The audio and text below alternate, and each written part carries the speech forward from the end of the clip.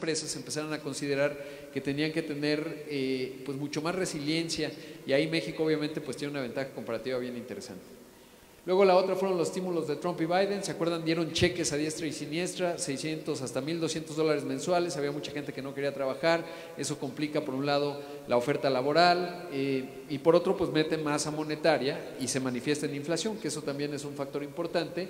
Y luego que en 2021 todavía había una discusión, acá en México se dio, de si la inflación era una cosa transitoria o era una cosa más persistente, y evidentemente el 2022 nos mostró que fue más persistente. Entonces, bueno, hay una correlación entre inflación y hechos de malestar social, así se llama, es decir, cuando hay inflación la gente se enoja básicamente, y eso ocurre a nivel mundial, y por eso, esta es una lámina del Banco Internacional de Pagos, el que encabeza Carstens, y tiene su lógica en función de que los liderazgos políticos, pues no les gusta que subas la tasa de interés, porque eso pues se da en detrimento de la economía. Pero claro, lo que hay que comunicarles es que si no se abate la inflación, la gente se enoja y se enoja mucho, y es un poco lo que quiere comunicar esa lámina. Digamos, es en el debate de si vamos a una recesión profunda o no profunda.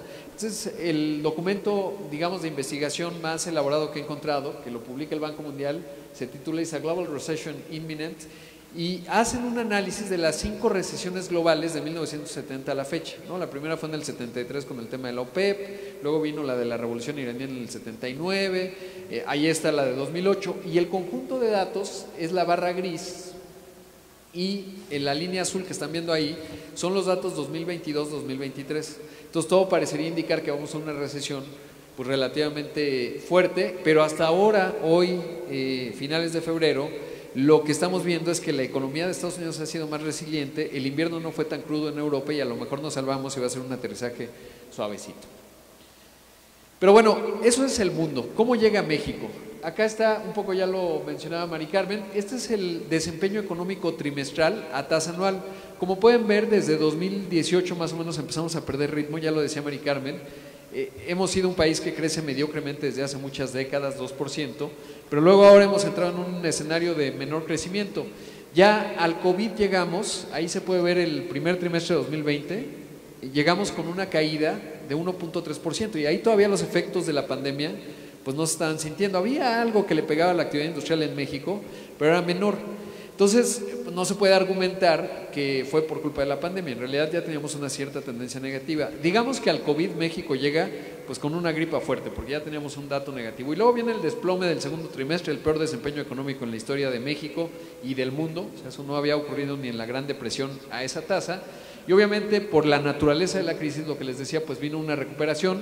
En 2021 caímos 8.3% a tasa anual en todo 2020. Nos recuperamos 5% en el 2021, recuperarnos entre comillas, porque pues todavía no llegamos a los niveles prepandemia, y el dato de la actividad oportuna del INEGI nos dice que el año pasado crecimos más de lo que se anticipaba, 3%. Entonces, pues apenas en el primer trimestre de 2023, a como se ve la cosa, vamos a llegar a niveles prepandemia. Quizás ya llegamos a finales del cuarto trimestre. Entonces, pues realmente México se tardó prácticamente 2 años en recuperarse. Hubo otros países, pensemos Colombia o Perú, que se recuperaron más rápido que México, pero que finalmente, pues sí nos refleja un país que se ha recuperado fuerte, ¿no? O sea, el año pasado, por ahí de marzo, abril, ahora que Mari Carmen citaba la encuesta de análisis Citibanamex, pues realmente se veía que México iba a crecer 1.7%. Y crecimos 3%, sí fue muy sorprendente, y en parte tiene que ver con una serie de ventajas comparativas que tiene México, que yo creo que se van a seguir desenvolviendo, y por eso soy optimista, pero ahora les cuento. Ahora, detrás del número global, o sea, uno puede decir México creció 3%, pero creo que es bien importante ver que somos un país que tiene varias velocidades económicas.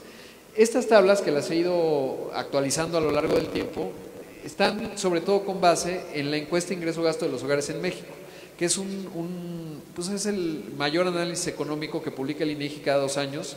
La publicó en 2016, 2018 y en 2020. Esos son los datos de 2020 que se publicaron apenas el año antepasado, perdón, en el 2021 por la pandemia.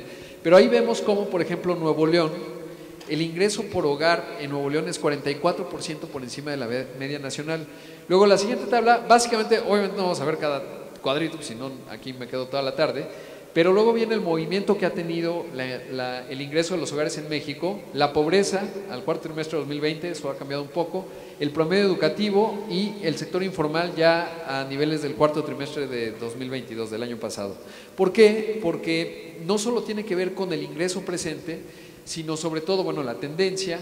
El promedio educativo es muy importante porque finalmente las empresas crecen en función de que haya capital humano, es decir, personas competitivas que puedan trabajar. Por eso ahora que estamos en la discusión de Tesla, pues no suena tan fácil que pases de Nuevo León a Hidalgo, con todo respeto para Hidalgo, pero pues no gradúan tantos ingenieros como en Monterrey, no tienen esa densidad. Ahorita estaba revisando el índice de complejidad económica, que es, digamos, computan varios exportaciones, industria, empleo, etcétera, y Nuevo León sale es el más alto a nivel nacional, ¿no? Y Hidalgo sale en la posición 21ª, no, 21ª. Bueno, entonces así se ve. Este México es el México que está muy vinculado a la región Norteamérica, es el México que desde el 94 a la fecha se ha integrado, es un México muy globalizado. Y desde este México, por ejemplo, hay otro dato que quiero que le pongan un poco de atención, que es la columna de su extrema derecha, bueno, sí, de su extrema derecha, que es el sector informal, porque uno de los grandes problemas que tiene México es la informalidad y se diagnostica bastante poco. O sea, uno puede hacer la mejor política pública que quiera, pero con altos niveles de informalidad nada funciona. Pensemos, por ejemplo, la Ciudad de México, ahí ven ese rojo carmesí, es porque es de las entidades a nivel nacional como consecuencia de la pandemia, solo lo superó en términos de la caída Quintana Roo, o sea, cayó 20% el ingreso de los hogares en México. Por eso hay una correlación también política, pues no me sorprendió mucho cuando en el 2021 perdieron la mitad de las alcaldías, Morena, pues porque la Ciudad de México es de servicios básicamente, y con la pandemia y sin medidas contracíclicas, pues aquello fue una masacre de restaurantes, etcétera, fue muy difícil. Y cuando la jefa de gobierno a finales de 2020 y luego a finales de 2021 dijo, se vuelven a cerrar los restaurantes, pues estaban enojadísimos en el sector, porque decían, ok, me cierras a mí, pero allá afuera pues hay puestos de comida de la calle y ellos no cierran. Entonces pues me estás tronando, yo no puedo competir y es un gran problema. Y es obvio que pues también están en un escenario de sobrevivencia muchos de los que están en el sector informal. O sea, el tema no es que desaparezcan, el tema es cómo generamos estructuras e incentivos para que eso cambie y ahorita lo vamos a ver de manera más clara. Entonces este México pues es un México que va rápido en general, que se ha recuperado relativamente rápido y así se ve, ¿no? En el mapa, como pueden ver, salvo la Ciudad de México y Baja California Sur, todo lo demás es centro-norte. Luego viene, bueno, ahí están los hogares por clase social, que ahorita ahí nada más explico un poco los parámetros. Luego está el México intermedio, aquí yo creo, aquí está San Luis, yo creo que hay estados, unos que van hacia el México que va a gran velocidad y otros que no. Yo creo que, por ejemplo, Tamaulipas, de hecho Tamaulipas debería estar en el México que va rápido, pero pues tiene problemas severos de inseguridad, tiene posibilidades logísticas, tiene energías renovables, tiene la frontera con Estados Unidos, etcétera, pero bueno, pues está ahí. Otros como Guanajuato, de hecho Guanajuato en la encuesta 2016 aparecía por indicadores, pero no es lo que yo opino ni los pongo porque se me ocurrió, es como se van ponderando, digamos, los indicadores. Y luego tenemos, por ejemplo, a San Luis Potosí, que yo creo que San Luis junto a Quintana Roo, Yucatán y Guanajuato van a estar, probablemente San Luis va a estar en la parte alta de esta tabla y en 5 años va a estar en el México que va rápido a como se van viendo las cosas. Digamos, si se mantiene la tendencia. Hace poco justo entrevistaba al presidente de la planta de BMW y claramente hay un montón de ventajas comparativas aquí.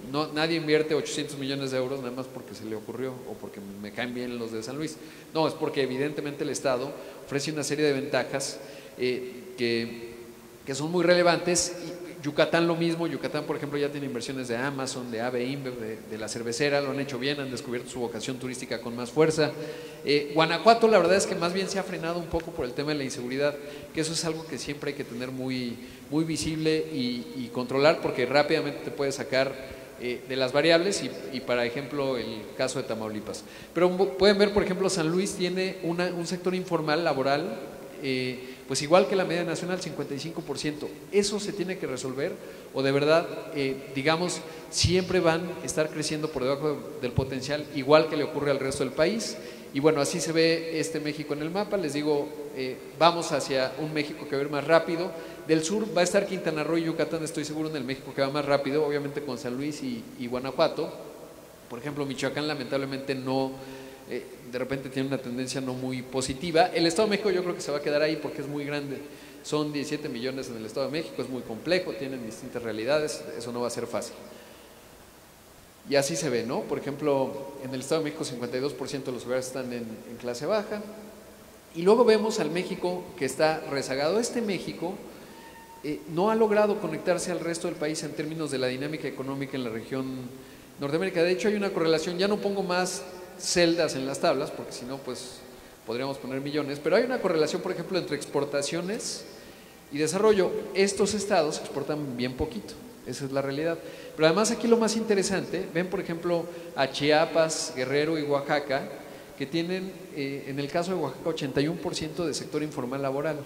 Y entonces cuando uno va a Guerrero, a Oaxaca o a Chiapas, dices, oye, pues ¿quién trabaja en la formalidad? ¿No? Pues el que trabaja en el gobierno a nivel municipal, estatal, federal, los que trabajan en el sector salud y los maestros, y se acabó. Y cuando tienes ese grado de informalidad es muy difícil lograr que el crecimiento económico detone, y ahorita les voy a presentar con números por qué. Y hay otra realidad, si ustedes ven por ejemplo el hogar en Chiapas o en Guerrero, el de Chiapas, así como Nuevo León tiene 40% por encima de la media nacional, en Chiapas es 40% abajo, por debajo de la media nacional. Entonces eso quiere decir que son realidades realmente muy distintas, y por eso a veces cuando vemos en la mañana la conferencia del presidente, pues muchos de los mensajes están en para este segmento, en donde además hay clientelas políticas. Y entonces, bueno, pues eso explica en buena medida porque la dinámica económica no acaba siendo de integración de comercio, de empresas, en la discusión que sí hay. Este foro da testimonio digamos, de la ciudad, lo que está viendo y sobre todo dónde se quiere colocar y hacia dónde quiere ir. Y estos foros, si les soy sincero, ando ahí por todo el país, sobre todo centro-norte, obviamente en la Ciudad de México, pero también mucho en Monterrey. Aquí regreso el próximo viernes.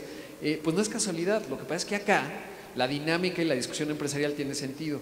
Si a lo mejor vas a Oaxaca, que nunca he dado una conferencia en Oaxaca, de empresarios de Oaxaca, pues no están necesariamente tanto en esa discusión. Claro que los hay. Ahora es bien importante decir, y cuidado con la tentación de lo que dice el gobernador de Nuevo León, ¿no? De Samuel, que dice, no, lo que pasa es que en el norte sí trabajamos y en el sur son unos flojonazos. Por supuesto que eso es totalmente falso. De hecho, si ustedes observan, buena parte de los que trabajan aquí en San Luis, en Monterrey, pues vienen de estos estados, ¿no? De Nuevo León. Y de los que migran, cuando uno piensa cuáles son las grandes comunidades de mexicanos en Estados Unidos, hay de todos, ¿no? De Jalisco y de tal, pero está Puebla York, que ahí está. O sea, cuidado porque luego uno se engaña, uno va a Angelópolis y dice, no hombre, esto es un avión. Pero en realidad el conjunto del estado, pues no tiene niveles muy positivos, ¿no? 70% de sector informal, 21% por debajo de la media nacional del ingreso por hogar. O Veracruz, hace un rato platicaba por aquí de Veracruz, es la quinta mayor economía estatal. O sea, la primera es la Ciudad de México, la segunda es el Estado de México, por temas demográficos, son muy grandotes y la Ciudad de México tiene muchos domicilios fiscales. La tercera es Nuevo León, la cuarta es Jalisco y la quinta es Veracruz. Si tú arreglaras, y Veracruz, pues fue el primer estado, ¿no? Ahí está el café de la parroquia, o sea, las primeras empresas, digamos, están ahí. El primer tren lo hizo Juárez, fue de Veracruz a la Ciudad de México, o sea, tienen cierto grado de logística, Tuxpan, etcétera. Tienen vocación petroquímica, ya no digo petrolera, sino petroquímica, y además tienen potencia, por ejemplo, en café. Ahí está la mayor planta de café soluble de Nestlé. Podrían exportar cítricos a Estados Unidos. Ahora vi que la alcalde de Veracruz decía, Tesla, aquí estamos, y no le faltaba razón, en serio, desde el punto de vista logístico y lo que pueden llegar a tener. El asunto es que, ¿qué tiene Veracruz? Pues gobernadores de Veracruz, y por eso esa cosa como que no acaba de despegar y siempre es un problema. Y es que a veces en serio los liderazgos políticos nos atoran, pero si uno le diera la vuelta a Veracruz, además por el tamaño geográfico que tiene y los estados con los que colinda, le darías un empuje al país bien importante. Pero les digo, no es un tema de que los veracruzanos no trabajen, al contrario, trabajan más y muchas veces tienen que salirse de sus estados. O pensemos, por ejemplo, cuando vemos el conflicto de Ayotzinapa, pues un joven que está en Iguale, ¿cuáles son sus perspectivas? Tiene como de 3, ¿no? Pues universidades así muy buenas, pues no. Entonces está difícil que se integre, digamos, una fuerza laboral sofisticada como sí tendría aquí en San Luis. Segundo, pues ahí, digamos, la economía doméstica pues no es muy boyante. Tercero, está el crimen organizado, o cuarto, te vas. Y lo que hacen muchos mexicanos, pues es que se van. Y el tema de las remesas, que hace un rato también se mencionaba, ¿no? Fueron 58,000 millones de dólares, una verdadera vergüenza, porque, y sobre todo potencial perdido. Más o menos los mexicanos en Estados Unidos envían el 20% de lo que ingresa. O sea, ¿qué quiere decir? Que nos perdimos más o menos unos 600,000 millones de dólares que pudieron haber producido aquí. Resulta que cuando cruzan allá se vuelven muy productivos. Y no solo se vuelven productivos para las mayores economías de Estados Unidos, California y Texas, que es la 1 y la 2. Si Texas fuera un país, sería el sexto más grande del mundo por Producto Interno Bruto. Imagínense qué pasaría si no hubiera mexicanos en California.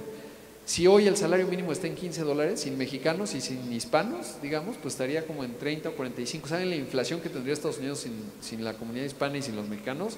Enorme. Lo mismo Texas. Texas depende totalmente de México.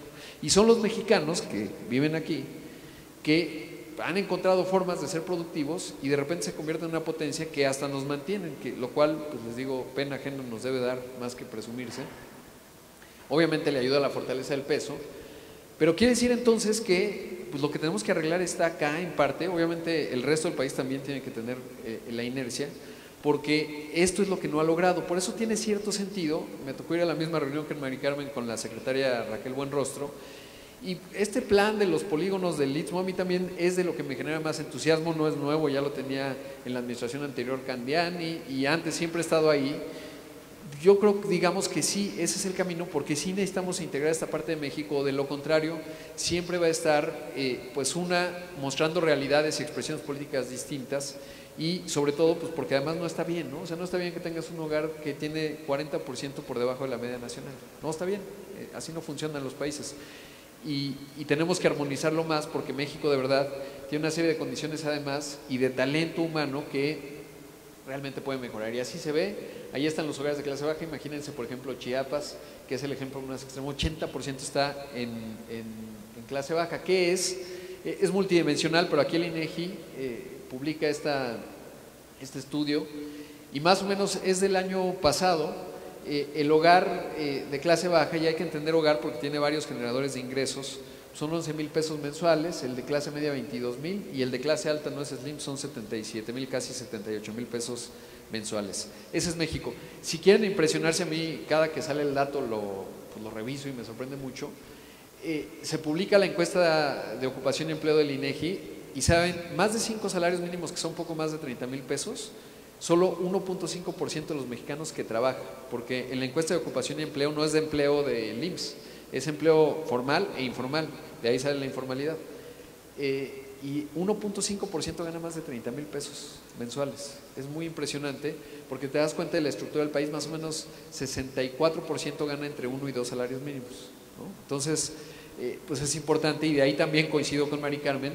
Sí tiene cierto sentido los aumentos al salario mínimo, porque ha habido una pérdida de poder adquisitivo importante, pero claro, también tenemos que tener más productividad, que en ciertos estados lo tenemos. Entonces, bueno, luego la inflación, ya lo dijo Mari Carmen, está en 7.91%, a tasa anual.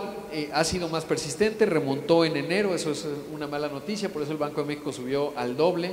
Pero sobre todo la inflación estructural, la subyacente, avanzó también 8.45%, está más alta que la general. Ya otros países como Estados Unidos van con una inflación a la baja, nosotros no, y es por eso que estoy seguro que el Banco de México, bueno, ya subió 50 puntos base. En la siguiente, y de acuerdo a lo que uno va recogiendo de los miembros de la Junta de Gobierno, pues va a ser 25 puntos base probablemente, pero vamos a tener una tasa más alta. Eso quiere decir, pues buena idea los CETES, mala idea desde el punto de vista económico y cómo se incrementa la presión financiera sobre el gobierno. Luego, bueno, esto es interesante, porque si bien han subido las tasas más o menos empezamos en el segundo trimestre de 2021, pues no se ha trasladado tanto a los créditos hipotecarios, que son pues el crédito más importante, es el principal punto de patrimonio para una familia, y ahí está la evolución. Y tampoco al crédito automotriz, que es el segundo mayor activo que tiene una familia. Es interesante porque eso quiere decir que, uno, hay cierto grado de competencia, porque los precios no se mantienen abajo solitos. Dos, porque sí México ha logrado construir, y ahorita creo que también es importante hablar de las cosas muy positivas que tiene México, ha logrado construir el que puedas obtener un crédito hipotecario a 30 años. Eso antes era imposible. Hoy la tasa de hipoteca de Estados Unidos está en 7%, para darnos una idea. En la historia no había habido tan poca diferencia entre la tasa hipotecaria en la Unión Americana y nosotros. ¿Por qué es? Pues porque hay confianza y estabilidad, cierto grado de estabilidad en México. Ahora, la mala idea, la tarjeta de crédito y todo lo demás, ¿no? Los créditos de nómina, esos han ido subiendo. Bueno, hasta eso no tanto. Pero luego es bien interesante lo que hemos construido. Este es cómo han ido aumentando las tasas de interés desde 2021, estos son datos 2021, y ahí se ve cómo Brasil fue más agresivo que México, cuando todavía en la Fed, en Estados Unidos, discutían, la inflación es transitoria o persistente y tal, pues México también lo discutía, pero dijo, pues por lo pronto subimos la tasa, y empezaron a subir la tasa de manera proactiva. Y eso nos llevó a que, ahí pueden ver la inflación, a diferencia de otros países, ya no hablemos de Europa, obviamente tiene el tema de Ucrania, pero incluso en América Latina, la inflación en México pues tuvo una evolución, influyó obviamente el tema del no cobrar el IEPS a la gasolina y al diésel, y Brasil ahí se disparó, como fue más agresivo, y Brasil de hecho tiene una inflación más baja que la de México. Pero es bien interesante porque nos habla de algo que hemos construido en México particularmente, y es la autonomía del Banco de México, que me parece un gran ejemplo de dónde están los cambios persistentes en nuestro país. ¿Se acuerdan? El Banco de México tiene una autonomía constitucional, es decir, el presidente puede decir misa, y el Banco de México, la gobernadora Victoria Rodríguez Ceja, dice, pues subo, a mí me sorprendió mucho, en 50 puntos base la tasa, al doble, cosa que a ningún gobierno, el presidente la verdad le entiende poco a la política monetaria, pero es obvio que el secretario de Hacienda le dice, oiga presidente, nos subieron la tasa al doble. Y el Banco de México dice, pues lo siento, soy autónomo, y si no te gusta, pues lo siento, haz una reforma constitucional y quítame la autonomía.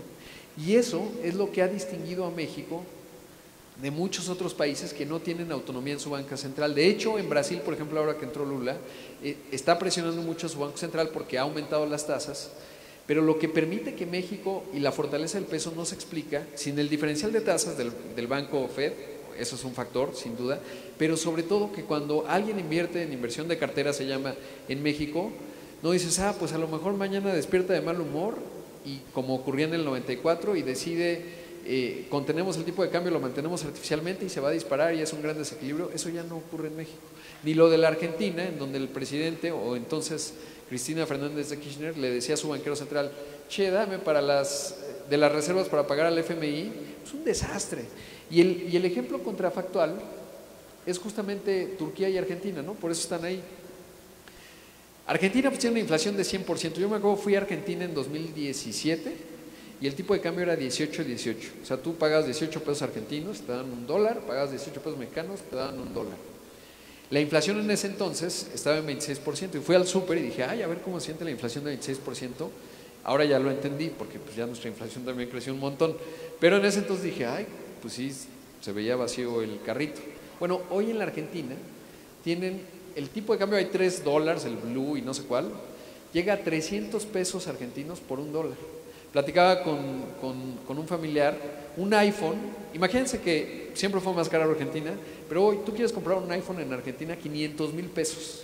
O sea, imagínense que hoy en México, sería real, así lo han vivido los argentinos, tú vas a comprar un teléfono, no un iPhone, el que quieran, y 500,000 pesos. Es una locura. Así se destruyen las economías. Así nos pasó con José López Portillo, ¿no? Que no entendía nada tampoco, le nacionalizó la banca, fue aquello un desastre, le explotó a Miguel de la Madrid. Eso ya no lo tenemos gracias al Banco de México, ya que no es porque haya un presidente muy brillante ni un secretario de Hacienda muy brillante, es porque tienen autonomía, porque construimos instituciones que han tomado decisiones, que tienen cuadros profesionales, que tienen autonomía y que resisten al poder político. El otro ejemplo es Turquía. Turquía, ahí pueden ver cómo tenía una inflación relativamente decente, pero ahí Tayyip Erdoğan, que se parecen en algunas cosas, un tipo fue primer ministro, luego se hizo presidente y ahora viene, además de los terremotos, viene una elección y a lo mejor se convierte aquello en dictadura, no está muy claro, pero a Tayyip Erdoğan se le ocurrió que era buena idea, oye, pues tenemos mucha inflación, ¿qué hacemos? Bajen la tasa. ¿Por? No, pues eso no tiene sentido. No, porque así la gente pues va a consumir más, va a producir más y vamos a crecer más. Es una verdadera estupidez. Inflación 80%. Eso México no lo tiene, y eso no saben cómo nos hace diferentes, y eso es lo que en parte explica la fortaleza del tipo de cambio. Ahora, ¿qué nos falla? Sí construimos instituciones, tenemos cosas buenas, pues nos falla justamente el Estado de Derecho. Es una vergüenza, así como las remesas. Este es el World Justice Project, mide un montón de variables, y aparecemos somos el país 115 de 140. A nivel América Latina solo le ganamos a la dictadura de Nicaragua, a la de Venezuela, a Honduras, que no es una dictadura, y a Bolivia. Es una vergüenza, es una pena, ¿no? Somos la segunda mayor economía después de Brasil. Sin embargo, pues estamos ahí. ¿Por qué? Pues porque la falta de Estado de Derecho es lo que nos da en toda la torre, sobre todo. ¿Y eso se expresa en qué? Se expresa, bueno, ahí está la evolución, o sea, como pueden ver, este discurso de la corrupción, no sé qué, pues no se refleja mucho en los datos, ¿no? Ahí se ve la evolución, cómo ha venido bajando, o sea, no bajando, o sea, va cayendo, ¿no? Es de hacia arriba, entonces, pues eso no pinta tan bien, tampoco tan terrible. Ahora, esto es lo que me resulta muy relevante, lo que les decía de la economía informal. Esta es la parte laboral, ¿no? Ocupación laboral. El 45% está en la formalidad, mientras que el 55% está en la informalidad. Ahora, ¿cómo se ve eso en términos de PIB? Pues resulta que el 55% produce el 22%. ¿Qué quiere decir eso? Si tú eres el 55 y produces el 22, pues pobreza y baja productividad, mientras que la parte formal, que es el 45, es menos, produce el 78% del Producto Interno Bruto. ¿Qué quiere decir? Que si tú redujeras la informalidad laboral en 10%, ¿cuánto te resultaría en Producto Interno Bruto? Y el problema es que en los políticos, pues no hablan de esto, ¿no? Yo nunca he visto a ninguno, ni a mí, que era el más técnico, si ustedes quieren, decir, yo voy a combatir la informalidad. Y no, combatir la informalidad no quiere decir, pues le voy a cobrar a todos los que están en la calle, porque eso tampoco. La idea es cómo generas incentivos para que haya formalidad, porque esto te permite inclusión financiera y empieza la revolución. Y lo explico así. Hay un gran libro que escribió Santiago Levy, muy brillante, que se llama Esfuerzos mal recompensados, y ahí él cuenta cómo si hubiera una pequeña fondita y es formal, y vamos a pensar tiene 3 meseros, un cocinero, les paga el IMSS, el ISSSTE, el IMSS, el Infonavit y todo lo demás, y tienes el puesto de doña Toñita, ¿no? Ahí enfrente, y todos conocemos el puesto de doña Toñita, ¿no? Es muy bueno, lleva ahí 10 años, ya hasta los hijos empiezan a trabajar ahí.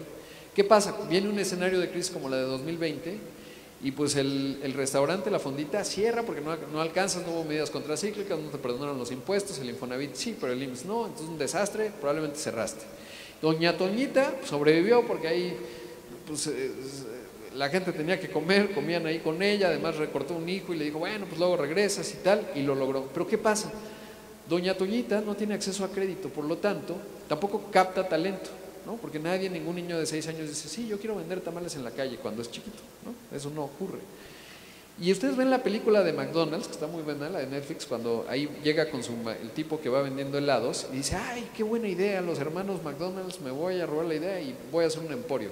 Pues en México no pasaría, ¿por qué? Porque sería un puestito en la calle, no tendría acceso al crédito y difícilmente, o sea, sí ocurre, todos conocemos historias del que empezó en la calle y luego ya tiene muchos restaurantes, yo conozco algunos, pero no es lo más común. ¿Por qué? Porque no captas talento, no tienes acceso al crédito y entonces siempre estás condenado a la mediocridad.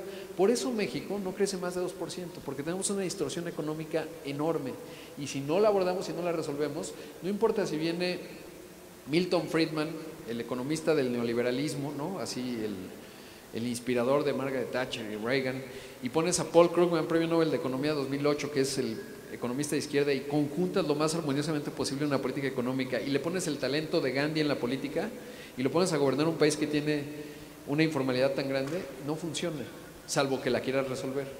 Y eso es algo que no hacemos, y eso es lo que persistentemente, más allá de López Obrador y las discusiones coyunturales, o arreglamos esto, o no vamos a acabar detonando el potencial que tenemos como país. Y luego obviamente la inseguridad y la violencia.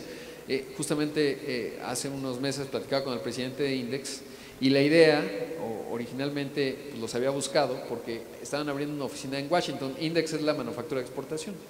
Y entonces, pues ya íbamos a tener la entrevista y justo ese fin de semana, ¿se acuerdan que hubo disturbios en Tijuana, en Ciudad Juárez? Y entonces lamentablemente pues ya no le podía preguntar de la oficina en Washington, sí le pregunté al final.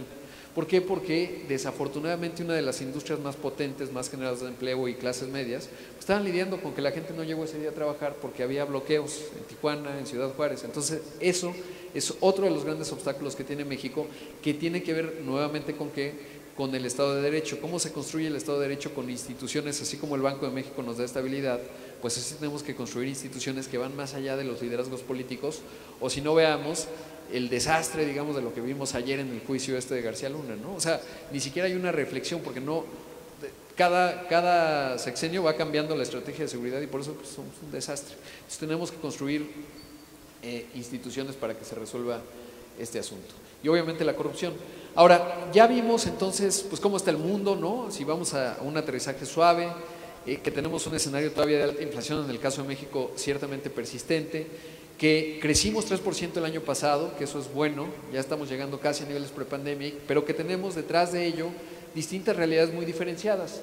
Ahora, yo creo que es bien importante no solo que se nos acabe el horizonte en el ombligo de las mañaneras o de lo que creamos, es importante ver el mundo porque eso nos permite entender, somos un país grande, la 15ª mayor economía, tendríamos que ser la 10ª, porque nos tenemos que entender en el contexto global.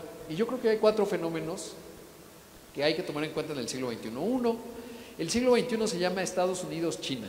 Uno no puede entender este siglo sin saber o tratar de entender cuál es la relación que tienen la primera y la segunda mayor economía del planeta, pero sobre todo dos poderes geopolíticos muy significativos. Si se entienden o no se entienden, eso tiene consecuencias para el mundo y obviamente México en él. Y entonces, pues ahí ha habido distintos episodios. Esto fue de noviembre en el encuentro del G20, que fue la primera vez que se reunieron ya como presidente Biden y el presidente Xi Jinping.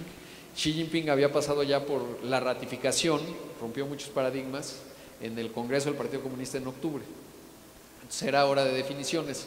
Uno de los grandes miedos, todavía siempre, si leen cualquier análisis geopolítico, dicen, el día que China invada Taiwán es un desastre. La pregunta es cuándo va a ocurrir, o si va a ocurrir. Y entonces si ocurría en 2023, lo de Ucrania pues es una coma al lado de lo que significaría lo de Taiwán, porque te rompería la cadena de electrónicos, sería una recesión enorme para el mundo, el riesgo de 2 potencias nucleares, etcétera. Pero bueno, la conclusión fue que no es inminente, ¿no? O sea, algo que dijo Biden, y yo le creo, dijo, por lo menos en 2023 no va a haber invasión de Taiwán, lo cual es una gran noticia porque nos deja un mundo que por lo menos en este año uno no pensaría que va a haber un conflicto geopolítico tan potente entre China y Estados Unidos. Por el divorcio económico sí, y de repente pues tengo mis dudas porque todos habrán visto, ¿no? Ese es el globo espía chino y el F-22 que le disparó y lo derrumbó. Y eso te habla, esto es como regresar a la Guerra Fría, ¿no? Así como cuando en la Unión Soviética tuvo el Sputnik, el satélite, y los estadounidenses se pusieron muy paranoicos, pues así ahora, y entonces nos habla de mucha tensión. ¿Qué tiene que ver eso con México? Todo, porque si el divorcio económico no tiene vuelta, y va a seguir ocurriendo, lo que hace un rato escuchaba que preguntaban, pues la integración México-Estados Unidos va a continuar más. Revisando los datos, el año pasado Estados Unidos importó de China 595,000 millones de dólares. Es China el tercer socio comercial de Estados Unidos, el primero es Canadá, abajito, por poquito está México, y en tercer lugar está China. Y Estados Unidos está buscando urgentemente cómo sustituir esos 500,000 millones de dólares, si no todos, una buena parte. Y adivinen quién es el mejor posicionado para eso, pues se llama México. Y yo creo que lo podemos aprovechar. Ahora, la segunda gran tendencia es que lo que hemos visto es que hay un nuevo orden mundial. De hecho, Xi Jinping va a visitar a Vladimir Putin probablemente próximamente, y que esto nos lleva al fin de la globalización. O sea, hasta pues, hace 2 años pensábamos que todavía había un mundo globalizado. Ese que ven ahí es el McDonald's, que estaba en Moscú, ya no se llama McDonald's, y eso es la muestra más patente de que la globalización como la conocíamos ya desapareció. El mundo se está fragmentando, ya no hablas de un solo mundo, sino de varios bloques. Y a nosotros, ¿qué bloque nos toca? Pues el bloque más potente, que es el de la región Norteamérica, porque la economía estadounidense sigue siendo la más grande y lo va a seguir siendo todavía por el futuro previsible. Pero luego hay una tercera tendencia, y es la inteligencia artificial, que ya ha llegado hoy con mucha fuerza. Esta lámina que están viendo no la hice, no la diseñó alguien, no la mandé a hacer, la puse en una cosa que se llama DALL-E 2, que la hizo OpenAI, y le puse ahí humanos e inteligencia artificial y generó esa imagen. Y eso me tardé 2 minutos. Entonces eso ya no es de ciencia ficción ni si va a ocurrir. De hecho, muchas personas todavía piensan, porque es un tema que de repente puede resultar muy lejano, pues que es una moda, ¿no? Y así en el 2000 muchas personas decían, ay, el internet, pues es una moda pasajera. Eso es del 2000, o sea, ya Jeff Bezos llevaba 4 años de haber fundado Amazon, Google llevaba 2, ya tenías buscadores como Altavista, Yahoo en ese entonces, ¿no? Todavía no empezaban a tronar las .com, y había quien pensaba que el internet pues era una moda pasajera. Y obviamente 10 años después, ya no digamos hoy, pues el internet lo había transformado todo, y hoy en el año 2023 no nos podríamos imaginar que nuestra vida pudiera transcurrir sin una computadora conectada a internet. ¿Qué es esto? Y lo primero que ustedes hacen, su vida íntima, económica, política y lo que me digan transcurre por esto. Y cuando en el 2000 decían el internet, pues muchos decían, ay, pues qué curioso, ¿verdad? Qué divertido, ¿no? Incluso en los 90s. Y después ya lo había cambiado todo y lo cambió todo rápidamente. Los que se pudieron dar cuenta, pues hoy las empresas más grandes y más valiosas son las que vieron bien la tendencia. Bueno, lo mismo va a ocurrir con la inteligencia artificial, pero más rápido. A ver si vemos este video y si suena. San Luis Potosí se encuentra en el corazón de México, lo que lo convierte en un punto clave para la distribución de mercancías hacia el norte, centro y sur del país. Además, cuenta con una red de carreteras, ferrocarriles y aeropuertos que facilitan el transporte de productos hacia Estados Unidos y otros países.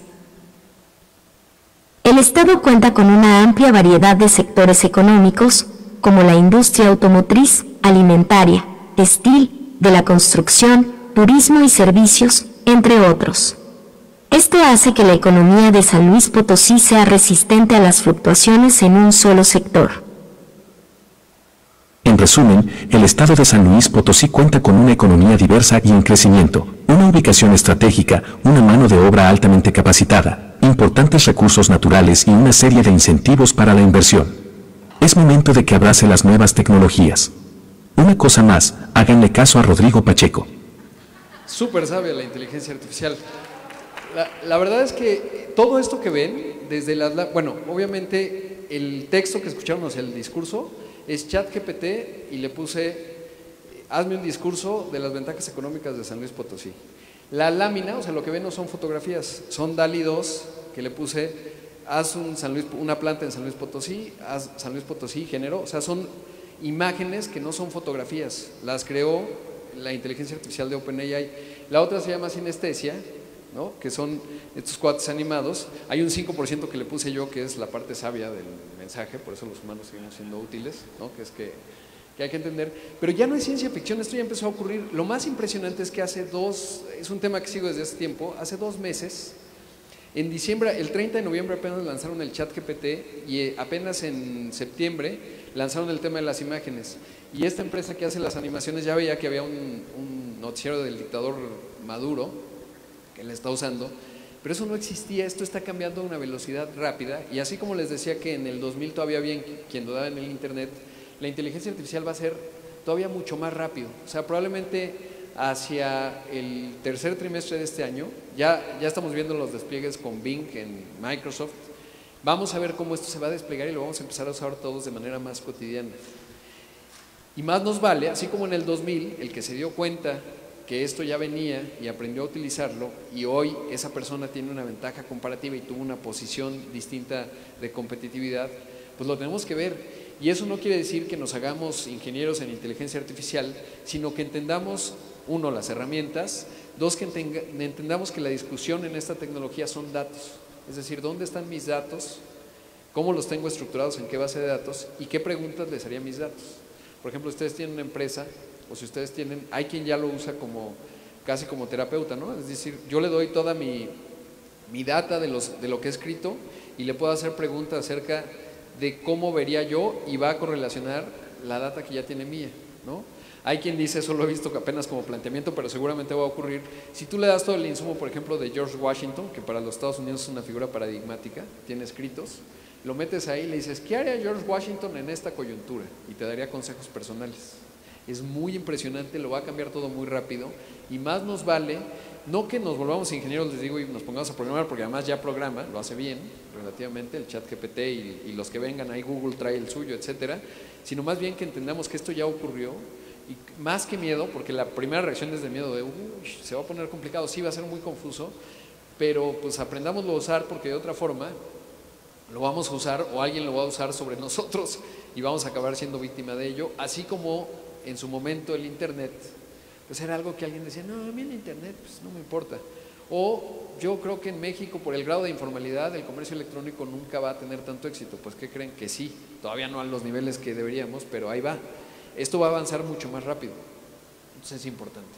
Y a veces yo creo que por vernos el ombligo, siempre me ha llamado la atención que en el 2007, cuando en enero Steve Jobs a finales de enero dijo una cosa más, el iPhone, ¿no? Y entonces ya presentó el iPhone y todo el mundo aplaudía allá en San Francisco, Y en México, ¿saben qué? Si uno revisa los periódicos, pues pasó totalmente desapercibido, ahí en una esquina apareció, ay, presentan un gadget. Y lo que más transformó nuestras vidas cotidianas hoy en México es lo que presentó Steve Jobs, una computadora conectada a internet, que generó una verdadera revolución. Y hoy este tipo de cosas no aparecen ni forman parte del diálogo cotidiano, en las noticias, etcétera. Aparecen las cosas sensacionalistas, ¿no? El chat GPT se vuelve loco, etcétera, pero no como fenómeno, que es lo que realmente ha transformado nuestra vida cotidiana. En ese entonces, en el 2007 en México, lo que se discutía era que si Calderón, porque ¿no? acaba de asumir el 1 de diciembre, y entonces que si es legítimo, que si no, que no tenía el Congreso, que qué reformas, que cuáles no. ¿Y qué creen? Pues que esa era la discusión, ya qué nos importa, ¿no? Hoy la discusión es totalmente otra, pues lo mismo está ocurriendo. Y a veces estamos ahí que si va a refinar petróleo, que si un barril, que si dos, que si el aeropuerto, no sé qué. Y lo que nos viene como país es esa ola gigante que o aprendemos a surfear o nos va a dar una revolcada de un tamaño monumental. Y la cuarta gran tendencia, pues es el cambio de la matriz energética. O sea, más allá de que logremos frenar el calentamiento global en 1.5 grados para el año 2050, que es el objetivo del Acuerdo de París, y se ve bien complicado que lo logremos, lo cierto es que el cambio climático es un imperativo de negocios cotidiano ya para las empresas, para los estados, para los municipios. Y este es el mapa, como pueden ver ahí, está elaborado con el Banco de México con datos de Conagua. Y alguien se preguntaría, oye, si el Banco de México, ¿qué? ¿No? Se dedica a la política monetaria, al poder adquisitivo de la moneda, ¿por qué haría en su presentación un mapa de la sequía? Pues porque el factor de estabilidad financiera más importante se llama cambio climático y se llama el agua. Obviamente estamos viendo ahora la discusión de Tesla, ¿no? Que supuestamente en Nuevo León no tiene agua. Y yo lo que digo en Nuevo León, lo digo aquí en donde me voy, es que el precio del agua, como está hoy, está muy barato. Entonces lo que tenemos que entender, eso no es un tema coyuntural de que hagas una inversión específica, es que al precio que está el agua, pues no la cuidamos. Y entonces uno sabe que en la red de distribución del agua, pues se pierde un montón. ¿Y por qué nadie invierte para que eso se corrija? Pues porque no vale la pena. Y entonces, cuando uno dice, pues es que Nuevo León sí tiene un problema de agua, sí, sin duda. Y el norte del país tiene un problema de agua, sí. Y San Luis tiene un problema, sí. ¿Y va a incrementar? Sí, va a incrementar los problemas de agua. ¿Qué tenemos que hacer? Pues no es irresoluble, ¿no? Lo que pasa es que si asumimos que el activo del agua es más caro, si por las tuberías cruzara café, estoy seguro que ya se hubieran arreglado las tuberías, ¿no? Porque es más caro. Si cruzara champán, pues imagínense, estarían ahí todos pegados, ¿no? Y entonces, pues tenemos que asumir que el agua es más cara, tomar decisiones acorde, porque esa es la realidad. ¿Qué podemos hacer? Observar a países como Israel. Israel hace rato lo contaba, es un país que está en el medio del desierto, durante una época se peleó con todos los vecinos, los querían expulsar un día sí y otro también, la guerra de los 6 días y lo que ustedes me digan. ¿Y qué pasa con Israel? Tiene una planta de Intel. México, ¿por qué no tiene plantas de microprocesadores? Bueno, porque además nos falta masa crítica en ingenieros y en infraestructura en algunas cosas, pero además por agua, son muy intensivos en consumo de agua. Y no me digan que Israel tiene más agua que México o que produce más. Lo que pasa es que es el enfoque con lo que lo haces. Entonces México tiene que entender que tenemos que ponerle un precio más alto al agua. Si hoy es barato, qué bueno, planeemos cuando eso sea más caro.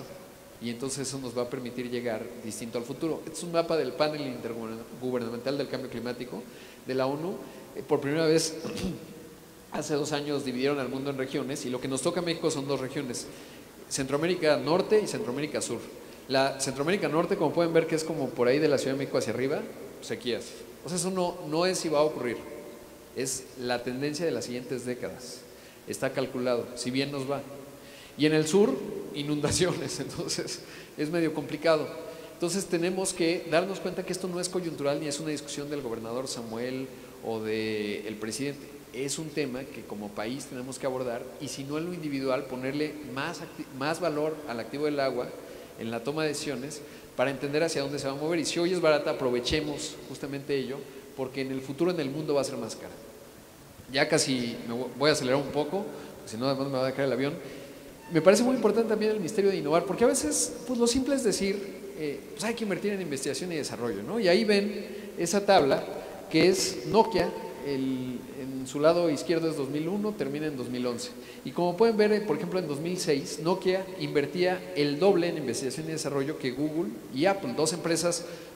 Apple es la más grande del mundo, vale, para que se den una idea, 2 trillones, dirían los gringos, o como se dice en español, 2 billones de dólares. México, la economía de México es 1.200.000.000.000 de dólares. O sea, Apple son activos contra PIB, ¿no? No se debería medir así, pero nos ayuda a dimensionar. Imagínense que Apple son 2 billones, México 1.2, ¿no? Es impresionante. Bueno, pues uno pensaría que si tú invertías del doble que Nokia y Google, que Apple y Google, pues te iba a ir muy bien. ¿Y qué pasó? Ahí están viendo al presidente de Nokia en su momento y a Steve Jobs con el 2007 y cuando dijo una cosa más, el iPhone, ¿no? Y lo presentó. ¿Y qué creen que es lo más dramático? Que en 2001 llegó el diseñador en jefe de Nokia y le dijo al comité de Nokia y al presidente: oiga, ¿qué crees? Se me ocurre una idea. Ya somos los mayores productores de teléfonos celulares en el mundo. ¿Se acuerdan los Nokias indestructibles, aquellos que todavía deben vivir en los cajones de varios de ustedes? ¿No? Pues no se destruyen, hay que construir casas con ellos. Y les dijo que se me ocurre que hagamos un teléfono con una pantallota conectada a internet, o sea, un iPhone básicamente. Eso lo dijo en 2001 y 2002. ¿Y saben qué les dijo? Todos pensarían, no, pues seguramente el CEO de Nokia le dijo: ¿cómo crees? ¿Estás loco? Dijo: no, claro, pues invertimos un montón en investigación y desarrollo, adelante, que se haga el iPhone de Nokia. Obviamente no se llamaba iPhone de Nokia. ¿Y qué creen? Que fue a los comités directivos y se murió. Porque ¿qué suele ocurrir en las empresas? En México y en el mundo, pues le ocurrió a esta finlandesa, que además no es poca cosa, era una empresa que se dedicaba a la pulpa de papel en el siglo XIX y se transformó en la década del 90 del siglo pasado y se convirtió en un jugador pues muy sofisticado de teléfonos celulares. Y aún así, pues se murió en comités. ¿Por qué? Porque les pagan a muchos directores para no equivocarse, no para acertar.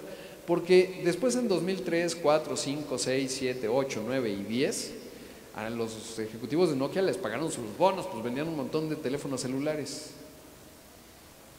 ¿Por qué? Porque si alguien hubiera tomado el iPhone de Nokia y pensemos que el mercado no estaba listo y en 2003 aquello fracasa, a ese directivo que hizo el comité y lo tomó, pues lo corre, ¿no? Dice: no, pues es un producto que fallido.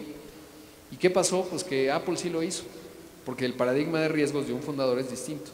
Entonces lo que tenemos que entender es que no solo es la métrica de pues yo invierto en investigación y desarrollo o soy muy creativo. No, tiene mucho que ver la ejecución, pero además la cultura interna de la compañía. Otra, ya me voy a ir ahora sí más rápido.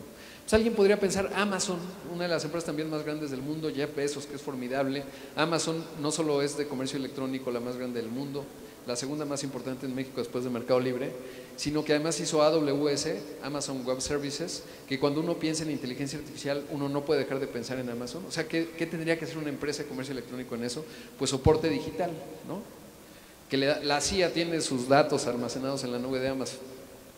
Pues tú dirías: oye, Amazon, Jeff Bezos es un tipo brillante, muy visionario, ¿alguien le puede hacer algo? Pues ¿qué creen? Que sí. Ahí estamos viendo a los fundadores de Flipkart, que es el segundo mayor jugador de comercio electrónico en India, que India pues va a que vuela a ser el país más poblado de la Tierra, es un mercado fundamental para cualquier empresa global. Y resulta que ellos dos, Sachin Bansal y Vinny Bansal, que no son como los García en la India, o sea, no eran hermanos, pues eran ingenieros en Amazon. Y entonces Amazon en ese entonces, parece que es en 2007, estaba concentrada en crecer en Estados Unidos. Ya tenía operaciones en India, pero pues las tenía ahí medio abandonadas. Y estos cuates se frustraron y decían: ¿cómo es posible? Es una gran oportunidad. Se desesperaron tanto que se salieron de Amazon, hicieron Flipkart. Y ahora el principal dolor de cabeza de Amazon en la India, que es un mercado fundamental a nivel global para ellos, lo compró Walmart hace 2 años, ahí lo está digiriendo. Pero pues resulta que los tuvo en su pancita Amazon, lo pudo haber hecho, la tuvo frente a la portería y los dejó ir. ¿Por qué? Porque también a veces en la priorización que damos tenemos puntos ciegos y se nos va. Y el tercer ejemplo, pues es esta empresa, es Thomas Alva Edison, pues una empresa del siglo XIX, el primero que inventó el foco incandescente, ¿no? En el siglo XIX, ya no digamos en el XX. Y es una empresa que a lo largo del 20 se transformó, que es General Electric, y se hizo además antifrágil, ¿no? En el 2000 tenía NBC Universal, ¿se acuerdan que todavía en Fox vino el CEO que es Jeffrey Immelt? Bueno, era Jeffrey Immelt, y habló con Fox, ¿no? Y no lo dejaron entrar a la tele abierta, y tenía además negocio, bueno, lo que todavía tiene, turbinas de poder, hace turbinas de avión, equipo de alta calidad en el sector médico. En ese entonces tenía plásticos, ¿no? Hacía pellets de plástico, productos de consumo, en fin, era un avión, tenía seguros, un negocio financiero muy grande. ¿Y qué le pasó a General Electric? pues la crisis de 2008, ¿no? Tenía una posición en instrumentos derivados financieros tan grande que no la pudo gestionar, le tocó a Jeffrey Immelt, y pues lo que ocurrió con General Electric es que ahora se está dividiendo en tres. Sigue siendo una empresa muy competitiva, obviamente tiene un campus allí en Querétaro, ¿no? de aviones, es muy impresionante, pero pues ya General Electric se acabó, ¿no? Y era una empresa que invertía $1,000 millones al año en formar personas, o sea, sus cuadros ejecutivos. Por eso muchos presidentes de empresas globales pues pasaron por las filas de General Electric, porque era una gran escuela y aún así fracasó. Así que después de que ves eso, pues dices, ¿y yo qué hago, no? Pues nada, ¿qué hay que hacer? Invertir en innovación, sí, siempre es fundamental hacerlo. O sea, eso no quiere decir de, no, bueno, pues ya no invertimos en innovación y vamos a adoptar lo de los demás. Pero hay que derrotar la inercia institucional. Por supuesto, revisar la estructura de toma de decisiones, si es muy matricial o no, y en qué contexto puede llegar a funcionar. Diversidad en la toma de decisiones, ahí sí creo que en todo el mundo y en México, pues seguimos con esta eterna discusión del techo de cristal. Sin duda tiene que haber más mujeres en los lugares y tomas de decisiones en las empresas, en los gobiernos y en todos los ámbitos en México, porque de otra forma tú no puedes pensar que el 50% de tu mercado de consumo y no tienes a alguien que tenga un índice. No es que ser mujer te hace mejor nada más por tomar, pero sí vas a tener una diversidad en la toma de decisión que no tiene nombre. Y ese es un tema en el que el mundo, y México entre el mundo, pues seguimos todavía con mucho estancamiento. Y luego, aprendizaje permanente, ¿no? Por esto que les digo de la inteligencia artificial, tenemos que estar en actitud de aprendizaje permanente, porque mañana va a aparecer una herramienta y más me vale que la sepa usar, como aprendí a usar el DALL-E 2 y el ChatGPT, y no solo pues meterle ahí cosas y que me diga y me invente cosas, sino cómo funciona, ¿no? Tratar de entender un poco más y estar en ese proceso permanente, porque de otra forma, si no, pues en cualquier momento vamos a resultar rápidamente obsoletos. Y ahora sí, ya en la última parte, ¿por qué creo que a México le va a ir muy bien, a pesar de todos los nubarrones políticos? Porque tenemos tres ventajas comparativas muy importantes. Una posición geográfica que pocos países tienen. Salimos al Pacífico, ¿no?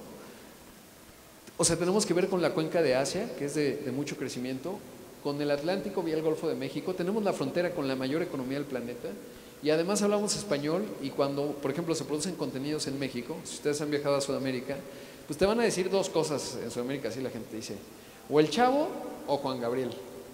Y te habla de la potencia que tiene México en términos de la proyección de sus contenidos y un mercado natural que solemos tener.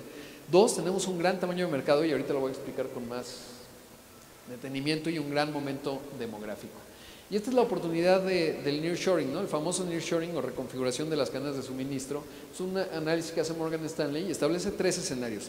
Si somos medio bobos, pues nada más van a crecer las exportaciones $78,000 millones. Un escenario medio, que yo creo que es en el que estamos más, $155,000 millones en los siguientes 5 años. Y si lo hacemos muy bien, pues estamos hablando de 347,000. ¿Se acuerdan que les decía que China el año pasado le vendió a Estados Unidos $500,000 millones?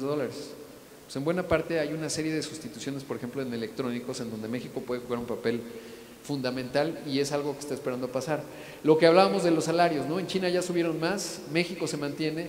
Estos no son salarios, perdón, son las importaciones de Estados Unidos, y a veces se dice, no, pues es que nos va a comer el mandado el sudeste asiático, o sea, Vietnam. No, la verdad es que no, los datos no lo muestran. O sea, ahí vean la gráfica. Realmente quien ha crecido más, pues, o sea, lo que ha bajado China, un poco lo ha capitalizado México, pero todavía lo podríamos capitalizar más.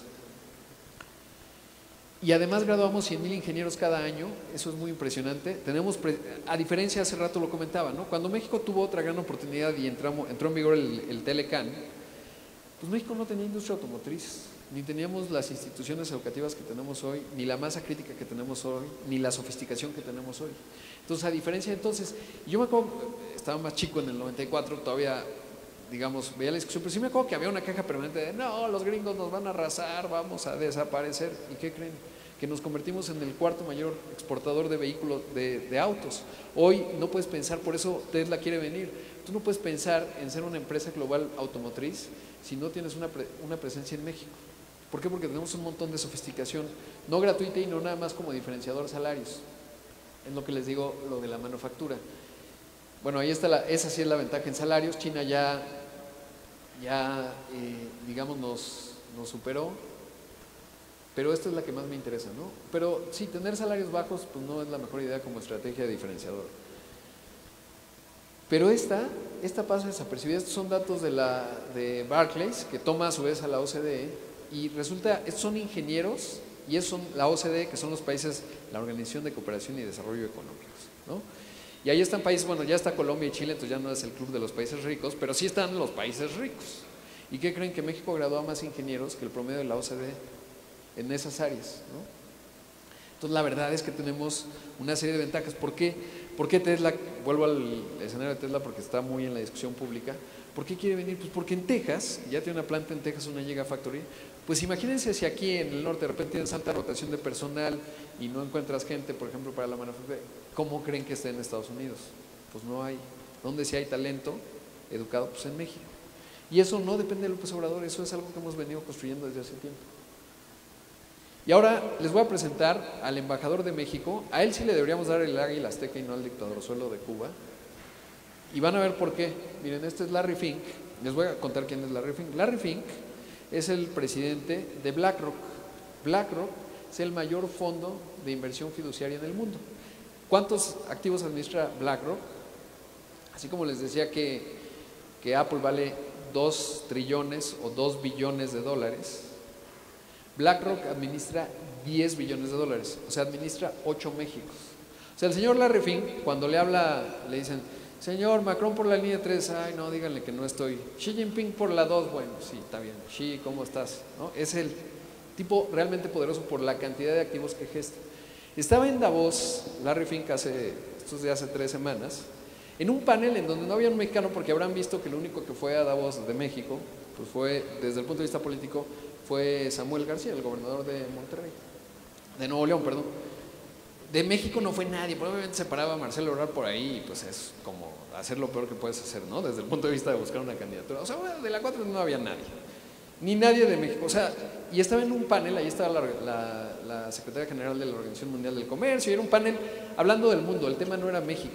Y a cuenta de nada, por ahí, lo pueden buscar en YouTube, pongan Larry Fink World Economic Forum 2023 y ahí van a ver el panel completo, está bien interesante.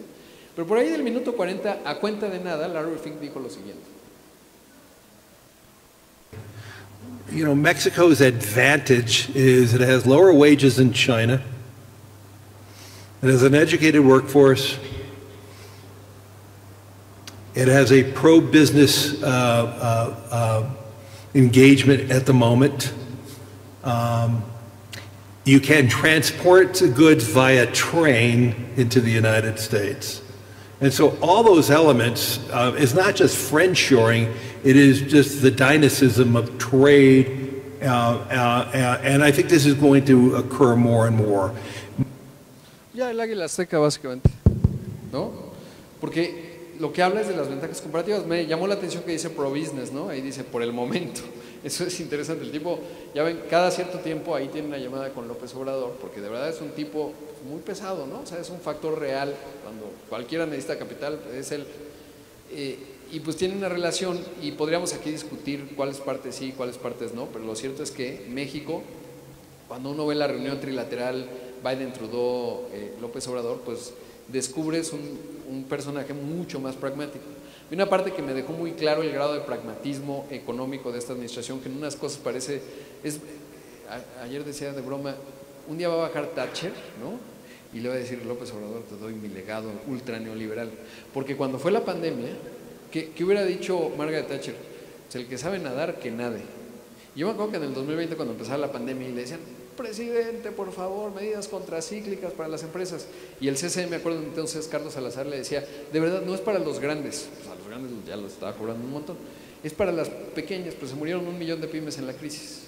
Y López Obrador dijo, el que sepa nadar, que nade. Y dio sus créditos a la palabra, ¿se acuerdan? 25,000 pesos, obviamente nadie pagó nunca nada y aquello pues, era un nada. Pero aún así, pues claramente es muy pragmático.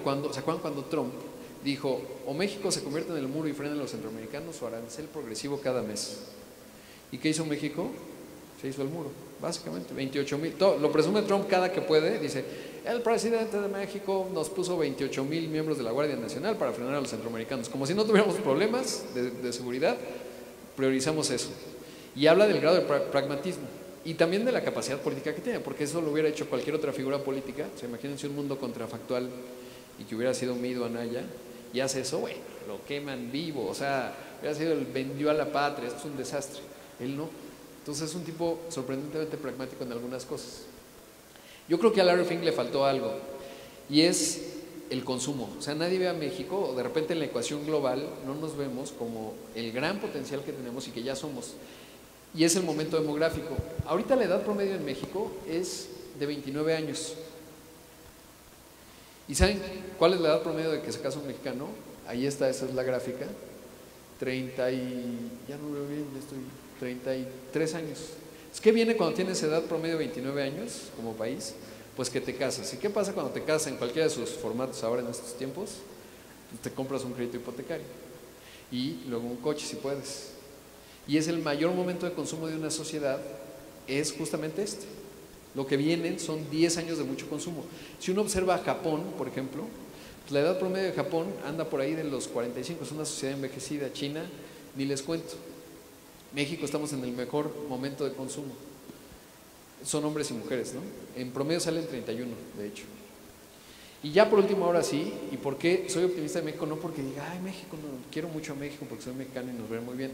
Datos. Son los 10 países más poblados de la Tierra. Abajito de México, en el 10º lugar, estaría Japón, ¿no? Ahí ya lo estamos rebasando.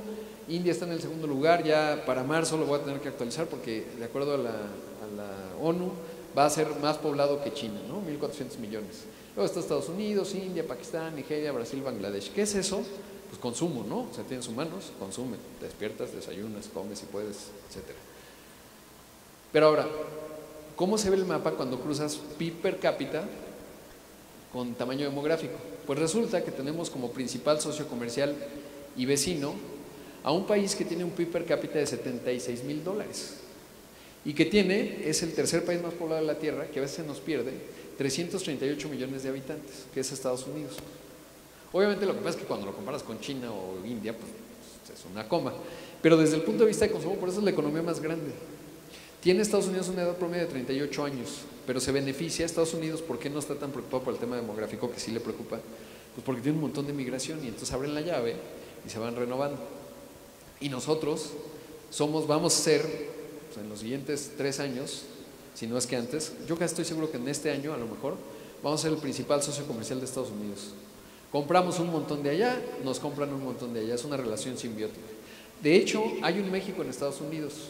O sea, la comunidad hispana en Estados Unidos vale $1.2 billones. ¿Se acordarán que les decía que el PIB de México es $1.2 billones? Súbitamente, en el sur de Estados Unidos, y bueno, ya todo en Estados Unidos, se materializó otro México. Y de ese $1.2 el 60% son mexicanos. Por eso es que historias como la de Arca con Topo Chico, que primero le vendía al mercado doméstico nostálgico de Texas, y de repente como que los gringos dijeron, ay, la Topo Chico está buena, y hoy si vas a Nueva York, pues, junto con la Peregrino, como se llama el agua italiana, bueno, y es italiana, pues Topo Chico es de premium, ¿no? Porque hay una capacidad de entrar al mercado de Estados Unidos. Por eso, bueno, ahora FEMSA va a vender, pero tiene presencia en Estados Unidos. La mayor compañía procesadora de papel, se llamaba antes Biopapel, ahora se llama... No, se llama ahora Biopapel, antes era, ya no me acuerdo, pero era de Miguel Rincón, ¿no? Es mexicana en Estados Unidos. Arca, tiene una plantota ahí en Texas. Y luego vemos Rusia, por ejemplo, bueno, viene China, que ya nos gana en PIB per cápita desde hace unos años, $14,000, son un montón. China es otra discusión.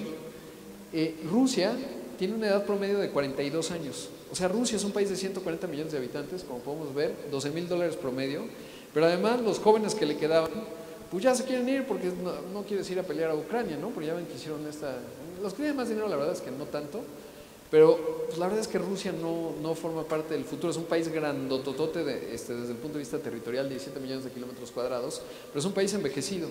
México, 29 años de edad promedio, PIB per cápita 10,000. Le ganamos a Brasil. Ahora que les mostraba el mapa de las ventajas geográficas de México, Brasil es una economía muy grande, muy potente, son un montón de brasileños, ¿no? 215 millones, también es un país interesante, pero por ejemplo Brasil exporta solo materias primas, por eso es muy sensible a los ciclos de China, tiene salida nada más al Atlántico, no tiene tantos acuerdos comerciales, no es tan global como México y por lo tanto no es tan potente como México. Claro que todo el mundo quiere ir a Brasil también porque es un mercado grande, pero aún así México es más grande PIB per cápita, o sea, el consumidor mexicano es más potente. Luego, Indonesia, que es una estrella reciente, si siguen ahí como, bueno, yo que soy medio geek de esos temas, pero Elon Musk se tomó una foto ahí con el presidente de Indonesia que está creciendo a tasas de 5%. Si nos quedamos dormidos en nuestros laureles, pues a lo mejor Indonesia nos va a rebasar en los siguientes 10, 15 años, pero todavía tiene que duplicar su PIB para tener algo equivalente a lo de México. Y luego ya podemos ir con los demás países. Bueno, India se cuece aparte porque en India caben como 11 Méxicos, en una esquina cabe un México que crezca más, pero es otra historia, o sea, no es suma cero. Pero Nigeria, Bangladesh y Pakistán, pues no están, ¿no? Tendrían que cuadruplicar su PIB para llegar a lo que es hoy México. Y México estamos, como les decía, en el mayor momento de consumo, en un proceso de integración con Estados Unidos cada vez más profundo. Por lo tanto, pues lo que me dice es que esto solo puede hacer una cosa, crecer o crecer mucho. Nunca se puede subestimar la capacidad de autosabotaje, sobre todo de los liderazgos políticos. Pero yo creo que México va a volar. Larry Fink no lo dice porque nos quiera mucho, ni tiene una casa bueno, a lo mejor sí tiene una casa en México, pero no es porque se casó con una mexicana, es porque objetivamente cuando tú vas al mundo y dices, ok, ¿dónde invierto? ¿No? Y dices, está México, tiene estabilidad, tiene el Banco de México, política macro está bien, no parece que vaya a tener una guerra civil inminente, a veces uno ve la mañanera y lo duda, pero no. Un país, tú dices, ok, Brasil, pues Brasil acaba de llegar, Lula está peleando con su banco central, es muy sensible a los commodities. Argentina se fue de vacaciones en el siglo XXI, Chile son 17 millones, o sea, el Estado de México, ¿no? Básicamente, aunque está bien administrado. Perú y Colombia pues, son la mitad de México, o sea, no son un mercado de consumo potente y no tienen la frontera con Estados Unidos ni la sofisticación. Es bueno, pues en África, ¿qué habrá? Te cruzas y llegas a Nigeria. Los problemas, viene una elección, lo de Nigeria es un desastre político, o sea, lo de nosotros es un paseillo por el parque. Tienes a Sudáfrica, tampoco, tiene unos problemas de corrupción, es un país más pequeño demográficamente hablando. Egipto no está. Cruzas y dices, bueno, Turquía es el México de Europa, ¿no? O sea, ahí es donde manufactura, sobre todo Alemania, y mucho turco va a Alemania, o sea, la integración ahí simbiótica, migratoria, pues también existe. Sí, pero Turquía tiene a Tayyip, que pues a ver si no es una dictadura también, y además tiene un proceso de inflación de 80%, aquello es un desastre muy complicado y ahora les tembló pobres. Luego avanzas Asia Central, si ustedes han hablado o escuchado de Uzbekistán, Tayikistán, Turkmenistán y tal, pues mucho gusto, son los pocos mexicanos que lo saben y del mundo, porque realmente eso no pinta en ningún lugar. Tienes Afganistán y Pakistán, pues no están, básicamente. India, que es un continente aparte, pues Bangladesh, por ahí está, vean el PIB per cápita. Está Corea del Sur, eso sí, pero ya está en el primer mundo. Indonesia, pues ya lo vemos ahí. Vietnam son 60 millones, no hay. ¿Dónde pones tu dinero? Se llama México. Pocos países tienen las ventajas comparativas que tiene México con la integración con la mayor economía del planeta. Entonces nos va a ir muy bien y tenemos que entenderlo, saber en dónde nos estamos moviendo, saber los retos que tenemos en temas de Estado de Derecho y avanzar y crecer y alcanzar ese potencial con cierto grado de optimismo, y es lo que les quería contar esta tarde. Ya tarde, sí. Gracias.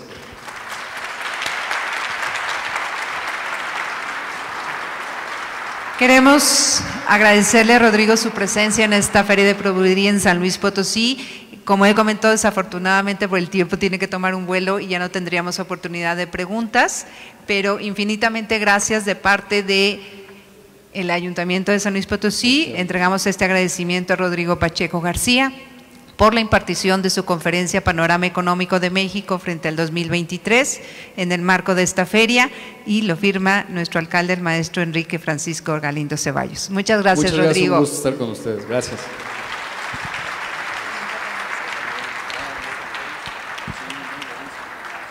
Muchas gracias. Gracias.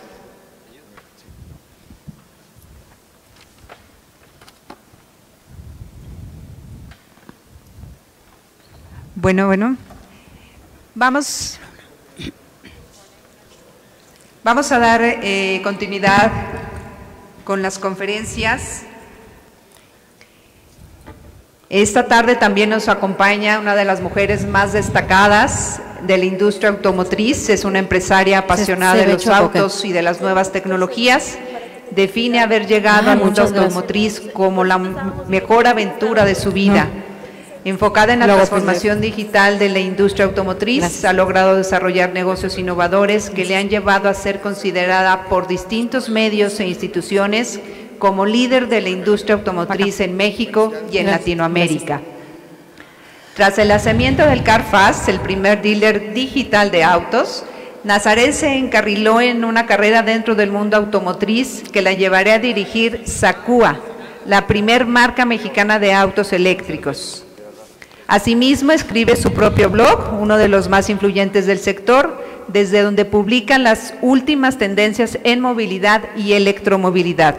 Trabaja desarrollando servicios para New Sharing sostenible, es conferencista internacional y escribe para diversos medios especializados en la industria automotriz, tecnología y energía.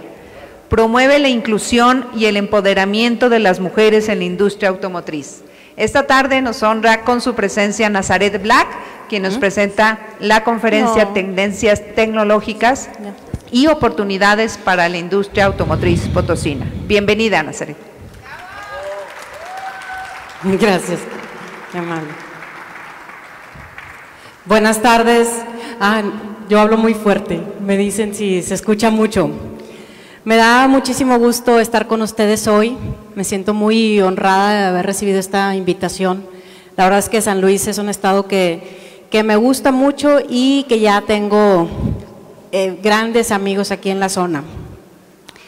Les preparé una conferencia pensando y tratando de unir todos los puntos que considero que son muy relevantes para poder transicionar con éxito en la electromovilidad. Llevo ya casi 20 años, toda mi carrera está dentro del sector automotriz, llevo casi 20 años y empecé a trabajar con tecnología en una época en la que nadie hablaba de tecnología. Lo que hoy es tendencia de, digamos, e-commerce de vehículos, ese fue el inicio de mi carrera hace casi 20 años. Y bueno, trabajando mínimo 2 turnos diarios, creo que puedo acumular como 40 años de experiencia, más o menos. Quiero comenzar mostrándoles un video muy cortito para que quien no conoce el proyecto de SACUA pueda también comprender, hablando de electromovilidad. Dura menos de un minutito.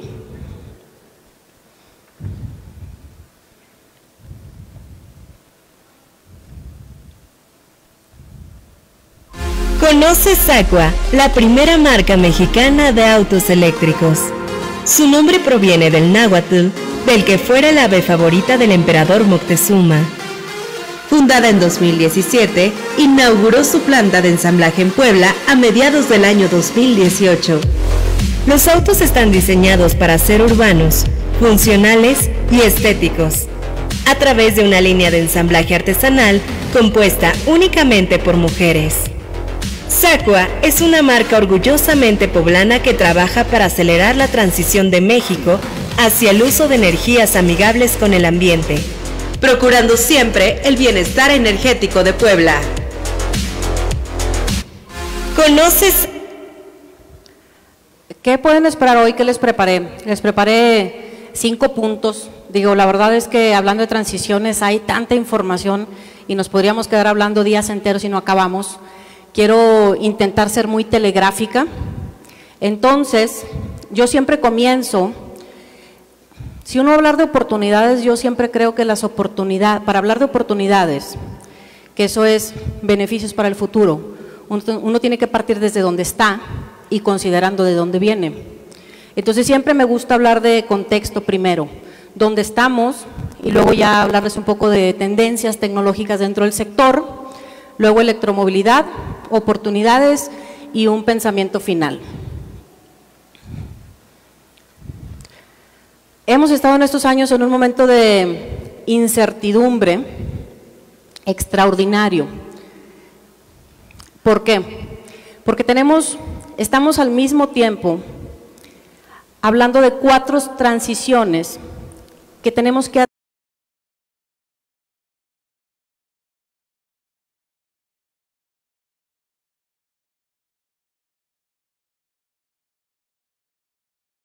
transformación digital dentro del sector automotriz. Hay que digitalizarlo todo, absolutamente todo. Luego, electrificación de todo. Sustentabilidad, casi nadie habla de esta. Al mismo tiempo que teníamos que digitalizar y que teníamos que electrificar todas las cadenas de proveeduría, los autos, tenemos que hacerlo con base sustentable, y eso es midiendo todas las acciones, midiendo todos los efectos de las acciones comerciales y demás que tenemos en nuestras empresas, lo cual no es cosa sencilla. Ahora nos vamos a meter en una era de estar midiendo absolutamente todo. Y una más, que es la adaptación a un nuevo tipo de usuario. Uno que es diferente y que exige coches diferentes y vendidos de forma diferentes, y total que son 4 transiciones muy fuertes y todas las atravesamos al mismo tiempo. ¿A qué nos lleva eso? Se ve medio dramático, es la verdad. ¿Quién lo entiende? Los que estamos en esto. Ese es el contexto de la situación actual. Tenemos estas 4 transiciones sucediendo al mismo tiempo. Y luego tenemos que trabajar para superarlas, con una crisis del sector muy fuerte y una crisis económica. Yo recuerdo que en el 2020, justamente antes de que declararan pandemia, vi unos titulares que ya no sabía yo qué hacer. Salieron titulares que decían la peor crisis en la industria automotriz en 100 años. Para ese entonces, en abril si no me equivoco, ya traíamos 13 meses consecutivos en caída de ventas de autos a nivel nacional. Y entonces era complicadísimo. Entonces le agregamos 4 transiciones: crisis en el sector, crisis económica, enmarcadas en una crisis, en una contingencia sanitaria a nivel global. Ese es el contexto de la situación actual.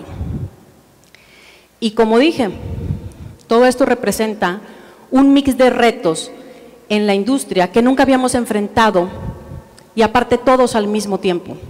Entonces, ahí la complicación. ¿Qué sucede con estos retos?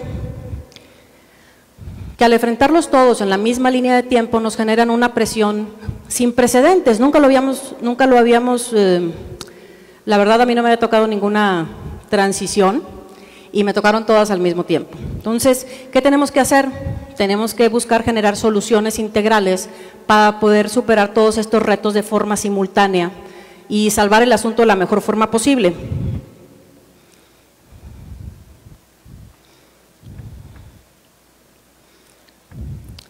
Ahora, hablando y metiéndonos al tema de tendencias tecnológicas dentro del sector, ya sabemos, y quiero integrar como un poquito todas las, no todas, es imposible, 3 áreas de la industria automotriz. Ya sabemos que hacer coches no solo es ensamblarlos, es hablar de la materia prima con la que los hacemos, es crear todas las piezas con las que los hacemos, las refacciones con las que los atendemos después de vendidos, venderlos y venderlos a un nuevo usuario, como dije. Entonces ya nos quedó claro que debemos empezar a tomar decisiones para transicionar y que toda la toma de decisiones tiene que llevar una base sustentable. A la hora de hablar de tendencias tecnológicas dentro del sector, quiero enfocarme solamente en 3 áreas. Seguramente hay subáreas y, como dije, es tanta información que es imposible. Yo encantada me quedaría aquí 3 días hablando del asunto, pero hay más cosas que hacer. Espero que se nos dé otra oportunidad de poder estar juntos. Me voy a enfocar en 1 o 2 ejemplos de tendencias que considero que son muy importantes a considerar hablando de la industria. Fabricación, que es antes de hacer el coche; administración, ventas y marketing, que es cuando estamos vendiendo el coche; y postventa. Y voy a utilizar algunos ejemplos. Yo he tenido el privilegio de realizar determinados pilotos en casi todas estas que voy a mencionar, y esos pilotos de pronto se han transformado en programas completos. Entonces voy a utilizar algunos ejemplos de experiencia mía, para no hablar solo de lo que uno va aprendiendo en teoría, sino ejemplos que van dentro de tendencias tecnológicas y que yo he trabajado personalmente. Hablando de tendencias, bueno, voy a hacer una aclaración. Voy a utilizar los ejemplos, no lleva intención de hacer comercial, por supuesto, pero espero que no lo vayan a tomar a mal. Hablando de la parte de la fabricación, hay 2 tendencias muy fuertes.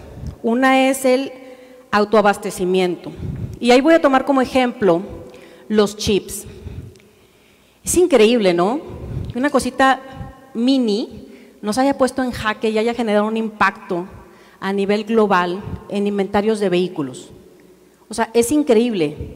Y eso sucede porque tenemos una dependencia de Asia enorme que no debiéramos de tener. Y siempre pienso, ¿no debiéramos como un tema prioritario disminuir o solucionar ese hueco que tenemos? O sea, eso debería ser nuestra tendencia o nuestro objetivo número uno como país y como región, cubrir ese vacío en nuestro ecosistema. Ya hay buenas noticias, digo, ya todo esto lo saben todos los que están aquí, ya hay anuncios de que incluso vienen inversiones en ese sentido, lo cual es muy bueno. Otra tendencia se trata de actualizaciones a distancia. ¿Qué son las actualizaciones a distancia o cuál es el objetivo? Es mejorar, ajustar, vender mejoras a un coche después de que ya salió de mi piso. Y eso es extraordinario porque abre muchas ventanas de oportunidad a esta tendencia. Imagínense que las personas hasta antes de tener esta oportunidad, comprabas un coche, hay gente que lo utiliza 3 años, otros 5, en 7 promedio. Y siempre tenías el mismo coche que tú te llevas del concesionario. Hoy los autos eléctricos nos permiten la oportunidad, a través de la conexión a internet, de poder enviar actualizaciones, parecido a lo que hacemos con el celular. Y eso es muy bueno porque nos puede ayudar desde disminuir las idas al taller, como también ir personalizando nuestros coches. Y es una oportunidad de negocio adicional esta tendencia.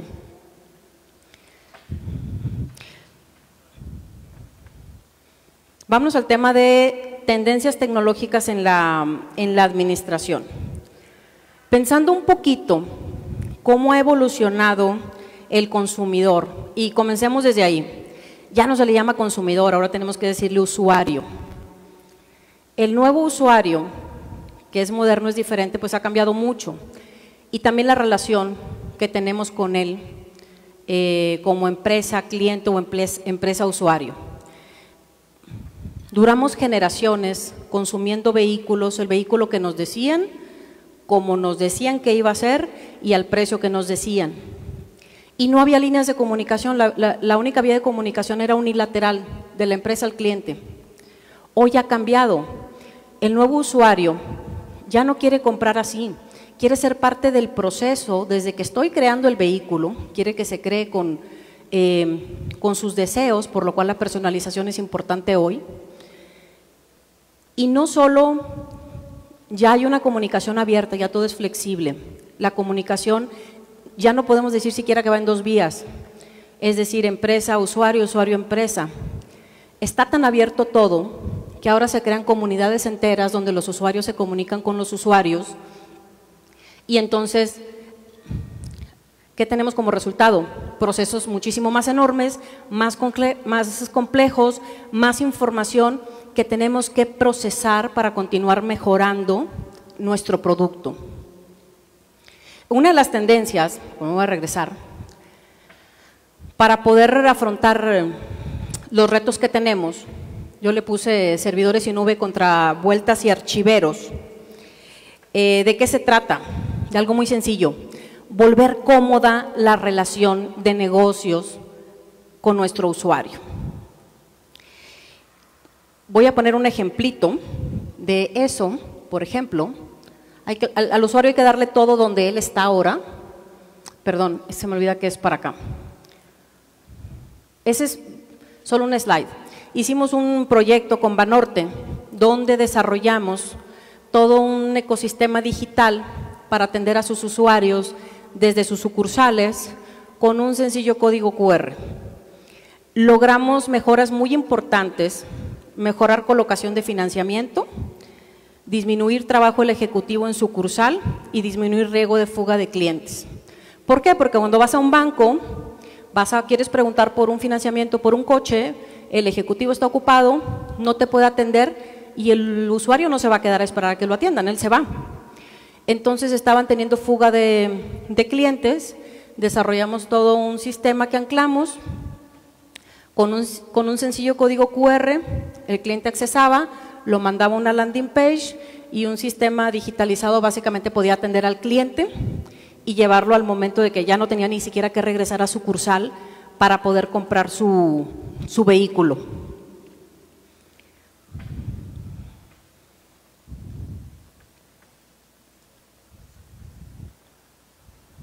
Vamos a ver, no me deja acá. Listo. Una tendencia tecnológica, quedándonos más bien todavía dentro del proceso cuando estoy vendiendo un vehículo. Ecosistema digital. ¿Qué es un ecosistema digital, no? ¿Y con qué se come? Vamos a empezar por algo que a todos nos interesa. Todos tenemos un negocio que sacar adelante. Y negocio que no vende no es negocio. Entonces es muy importante las acciones comerciales. Si no, de nada sirve más nada si nuestro negocio no vende. Entonces, recordando otra vez cómo es el nuevo usuario, tiene 3 características: lo quiere todo, lo quiere ya y lo quiere bien hecho. Entonces, ¿qué es un ecosistema digital? Es como crearle un mundo para atenderlo donde él está, es crear un mundo de posibilidades para este usuario y llevarlas hasta donde él está. ¿Dónde está? En su celular. Y aquí el secreto son los datos. Entonces, tomamos datos, creamos todo un ecosistema de N cantidad de posibilidades para poder brindar un sistema de atención flexible, y entonces a él le doy lo que quiere, pero yo tengo que asegurarme que él me dé también lo que yo quiero, porque no se trata solo de darle a él para que él tenga otra vez cómoda esta relación de negocios, sino que yo también tenga lo que necesito como empresa para poder llevar a cabo mis objetivos comerciales. Entonces, voy a ponerles un ejemplo de un ecosistema que creamos para una plataforma de movilidad. Esta plataforma de movilidad dice, oye, queremos un financiamiento para nuestros usuarios, para que compren un coche y vengan a trabajar.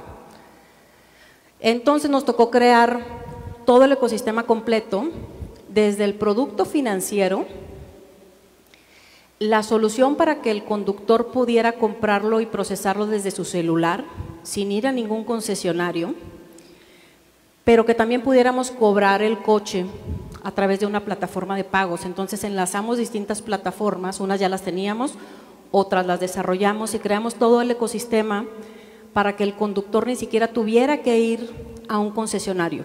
Todo se lo dimos en su celular y él nunca sacó un peso, ni para adquirir el coche, ni para pagarlo, porque metimos una plataforma en medio y la empresa con la que trabajaban, a la hora que generaban los ingresos, con esta plataforma descontábamos, más bien nos caía todo el dinero a nosotros, quitábamos lo que tenía que ser del vehículo y luego nosotros le transferíamos en automático todo el excedente. Fue un programa muy exitoso porque imagínense que logramos colocar 10,000 millones de pesos en 6 meses con 3 personas haciendo toda la gestión. O sea, solo 3 personas fueron capaces de lograr todo este programa y colocar todo ese dinero. Entonces, este es como un ejemplito de lo que hacía No me va a dejar. Bueno, está a sus órdenes. Lo que se veía acá era cómo te metías a tu celular, seleccionabas el coche. Teníamos un sistema donde agarrábamos nosotros incluso información de tu celular y si tenías tu nombre correcto, ya se autollenaban datos y ya hacías todo. Lo programamos para que te pudieras tardar 30 segundos en solicitar tu crédito. O sea, en 30 segundos era lo que te tardabas. Entonces, ese se los quería mostrar porque ese era un ejemplo de ecosistema donde creamos todo de la A a la Z. Bueno. Vámonos con tendencias tecnológicas. Esta me gusta mucho. Hablando de postventa. Business Intelligence combinado con inteligencia artificial. Y otra vez aquí, el secreto son los datos. Ya hemos escuchado también que venderle a un cliente captivo es muchísimo más barato que estar trayendo clientes nuevos todos los días. Entonces hay una palabra clave que se llama remarketing, y el remarketing no es otra cosa que volver a hacer marketing para una persona o generar más impactos en una persona que ya me conoce, que ya me buscó, que ya me compró. Y entonces se trata de crear como todo un ecosistema donde de manera muy sutil nos podamos aparecer al cliente hasta en sueños. Que si se va a Facebook, me le aparezco en Facebook. Si se va en tal parte, me le aparezco. Y que podamos aparecernos, así como cuando te encuentras a alguien y lo saludas casualmente, hola, andaba por aquí. Igual, pero en vía digital, y que se pueda hacer de una forma tan sutil que estemos generando esos impactos incluso sin que nuestro usuario se dé cuenta y que lo agradezca. ¿Cómo le hacemos? Pues mezclando estas dos, Business Intelligence e inteligencia artificial. ¿Cómo lo aplicamos a la industria automotriz? Específicamente, ¿qué es de lo que estamos hablando? Yo utilizo una palabra que se llama ósmosis. Los coches nuevos tienen que estar preparados para integrarse con nosotros y nosotros con ellos y volvernos uno mismo. Y digo los coches porque no se va a tratar ya de que sea mi coche, sino que a cualquier vehículo, cuando hablamos ya de Smart Cities, que haya más conectividad, a cualquier vehículo que me suba, ese coche ya sabe que me voy a subir, ya me conoce, ya sabe si me gusta o no escuchar música, ya sabe a qué volumen, me la puede poner de forma sutil, va a poder medir a través de mi smartwatch, por ejemplo, mi ritmo cardíaco, incluso de qué humor ando, identificando cómo ha sido mi actividad digital en el día previo. Me va a poder, mientras me traslado, sugerir que realice una compra, qué falta en mi casa, me va a poder ofrecer un financiamiento, y todo es conectando nuestro auto, y ahí es donde nos volvemos uno mismo. ¿Cómo le hacemos? Mezclando estas dos herramientas. Con las herramientas de Business Intelligence lo que hacemos es, nos ayuda para recabar los datos, procesarlos, identificarlos, acomodarlos, poder leerlos, y a través de eso poder tomar mejores decisiones dentro de nuestro negocio. Pero no solo mejores decisiones, poder crear mejores productos, mejorar los que ya tengo. ¿Y cómo lo mezclamos con inteligencia artificial? Pues inteligencia artificial, vamos a darle una descripción muy sencilla. Básicamente es cualquier máquina que hace cosas que un cerebro puede hacer, de forma muy sencilla. Y esta nos puede ayudar a realizar operaciones que son consideradas propias de la inteligencia humana. Y ahí es donde viene lo bonito, porque nos puede ayudar a liberar mucho tiempo para enfocarnos en las cosas importantes y dejarle esto a estas actividades. Entonces, con una, agarro datos y con inteligencia artificial identifico qué tengo que hacer con esos datos, cómo voy a mejorar, cómo voy a estructurar mejor, cómo voy a crecer, cómo voy a crear otro producto y, a fin de cuentas, cómo hago más rentable mi negocio. Un ejemplo de esto es las aplicaciones. Ya con inteligencia artificial se pueden desarrollar aplicaciones web. Y hablando de industria automotriz hoy, ¿cómo la inteligencia artificial nos ayuda ya en los autos? Podemos lograr autos más eficientes y sostenibles, mejorar la experiencia de conducción del usuario final y mejorar el nivel de seguridad. Ahí hay un ejemplo que estamos nosotros ahorita trabajando, no me pude traer ningún pre, tenemos en una unidad de negocio más de 10 millones de usuarios, que lo que sabíamos era que son 10 millones y que esos 10 millones tienen coche, pero no sabemos ni cómo se llaman, ni dónde viven, ni nada, porque son usuarios de un negocio donde sabemos que entran y podemos saber que tienen coche todos. Y entonces dijimos, ¿y por qué no estamos vendiéndoles el nuevo coche? Y toda una serie de oportunidades de productos alternos que se pudieran utilizar.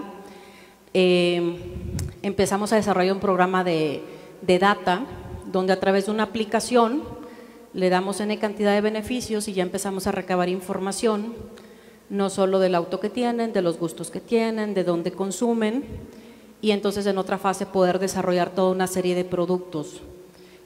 ¿Por qué digo esto? Porque nosotros ya teníamos una generación de ingresos con esos clientes en esa unidad de negocio, pero estábamos dejando de ir tal vez negocios más grandes por no recabar datos, por no saber procesarlos y por no saber utilizarlos. O sea, así de importante es esta tendencia. Ya para terminar, vamos a ver, me voy a pasar esas, hablando de electromovilidad.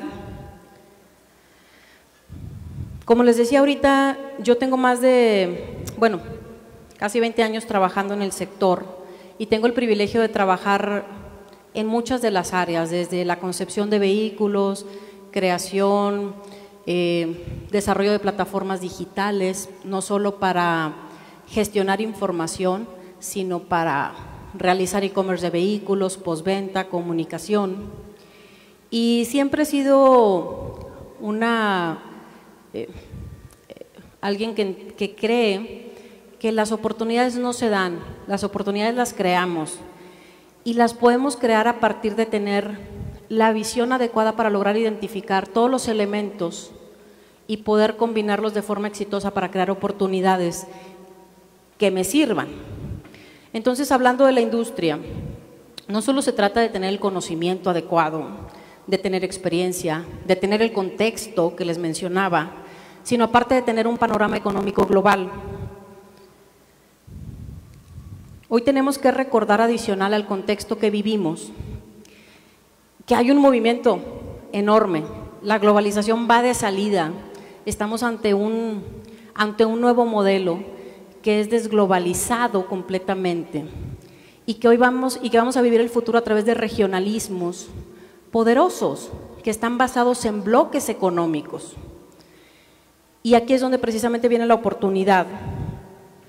Hablando de oportunidades, yo quise poner como estos tres ahí: globalismo va de fuera, tenemos un primer sistema regional que abarca los 3 países de América del Norte, que son los que estamos trabajando muy arduamente, pero si lo vamos haciendo a micro, tenemos luego la zona del Gran Bajío, que es otro bloque, y luego San Luis como un bloque dentro de estos bloques a la vez. Oportunidades me voy a basar en 2, hablando de independencia y de tecnología. Y otra vez con la de independencia voy a regresar al asunto de los chips. Qué complicación otra vez que estas mini piecitas nos hayan generado tanta angustia. Algunos. Creo que por ahí la principal oportunidad viene de superar este reto que tenemos de Asia, basado en esa estrategia de crear un ecosistema regional que abarque los 3 países de América del Norte y luego otra vez haciéndolo hacia micro, Gran Bajío y luego San Luis Potosí. Y uno no empieza por lo grande. Yo siempre he pensado que uno tiene que empezar de lo micro a lo macro. Por eso es tan importante y hay tanta oportunidad para San Luis. Y luego otra oportunidad viene de entender realmente y que nos genere conciencia que el único camino es la tecnología, no hay otro camino. El asunto es tecnológico y tenemos que entenderlo sí o sí. Y cuando hablamos de tecnología, lo más cercano es la electromovilidad. Hoy estamos ante una coyuntura única en nuestra historia, hablando de la industria automotriz. Esa coyuntura dice que ya no podemos hacer las cosas como la estábamos haciendo por generaciones, que hay que cambiarlo. Y como los autos eléctricos no son otra cosa que computadoras con ruedas, la palabra clave es tecnología. Yo diría 2, tecnología y datos. Tecnología. Y entonces, ¿dónde viene la oportunidad? Se abre todo un área nueva para entrar y empezar a competir en el campo de la innovación tecnológica dentro del sector automotriz. Y eso le da oportunidad a muchas empresas pequeñas de entrar a jugar y poder escalar rápidamente y empezar a ser proveedores de empresas globales o incluso convertirse en una empresa global. ¿Por qué no? La tecnología te lo permite. Si tomamos el ejemplo que cualquiera en su casa con una computadora puede crear algo nuevo. Y aquí voy a utilizar el ejemplo de Sacua, porque es un ejemplo perfecto. Nosotros somos una empresa familiar, chiquita, no hemos levantado capital y pudimos poner un auto eléctrico a rodar en la calle. Y ahí anda rodando, a la par que los Chevrolet que tienen 112 años de historia y el dinero del mundo, y a la par que los Audi, y a la par que cualquier marca. Y lo pudimos lograr, siendo una empresa chiquita, porque supimos generar la tecnología para hacerlo. Entonces, para mí esa representa una gran oportunidad. ¿Qué les quiero compartir como conclusión? Mira, me pasé esta. Se me va la onda porque me emociono platicando.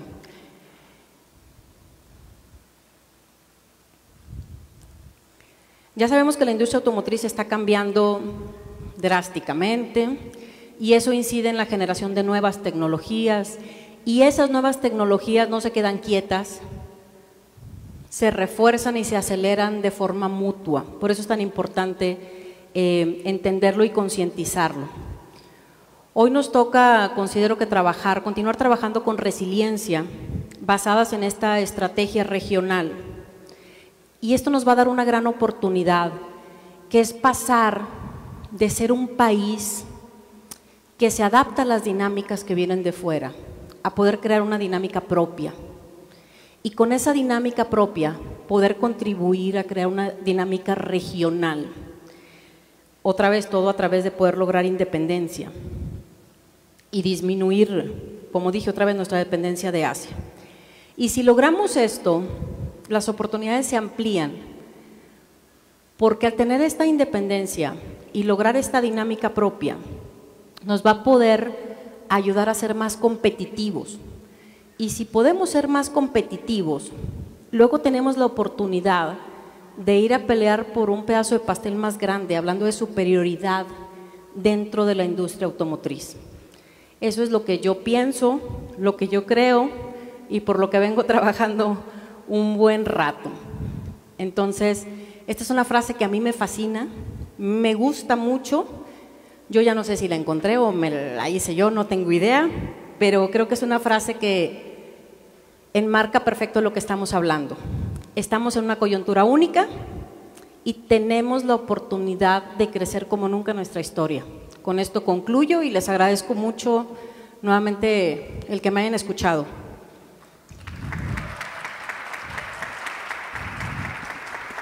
Muchísimas gracias, Nazaret, por esta presentación muy interesante. Tenemos la oportunidad de abrir por si alguien quiere realizar alguna pregunta. Que levante la mano, por favor, para acercarles el micrófono. Si pueden pasar el micrófono de aquel lado.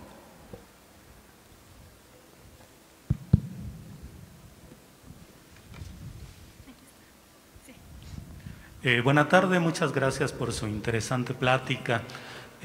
Quisiera saber desde su punto de vista si San Luis Potosí, que está atrayendo a esta industria de los autos eléctricos, realmente está preparado para afrontar ese reto, o cuáles son los aspectos a los que hay que poner atención para que pues esta oportunidad no se nos vaya de las manos. Gracias. Gracias.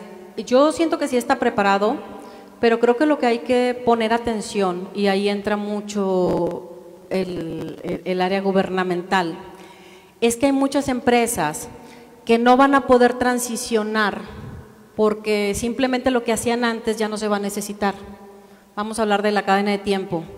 Los coches eléctricos no traen cadena de tiempo. ¿Qué va a hacer alguien que tiene una empresa o un clutch de los que se usan en la industria tradicional?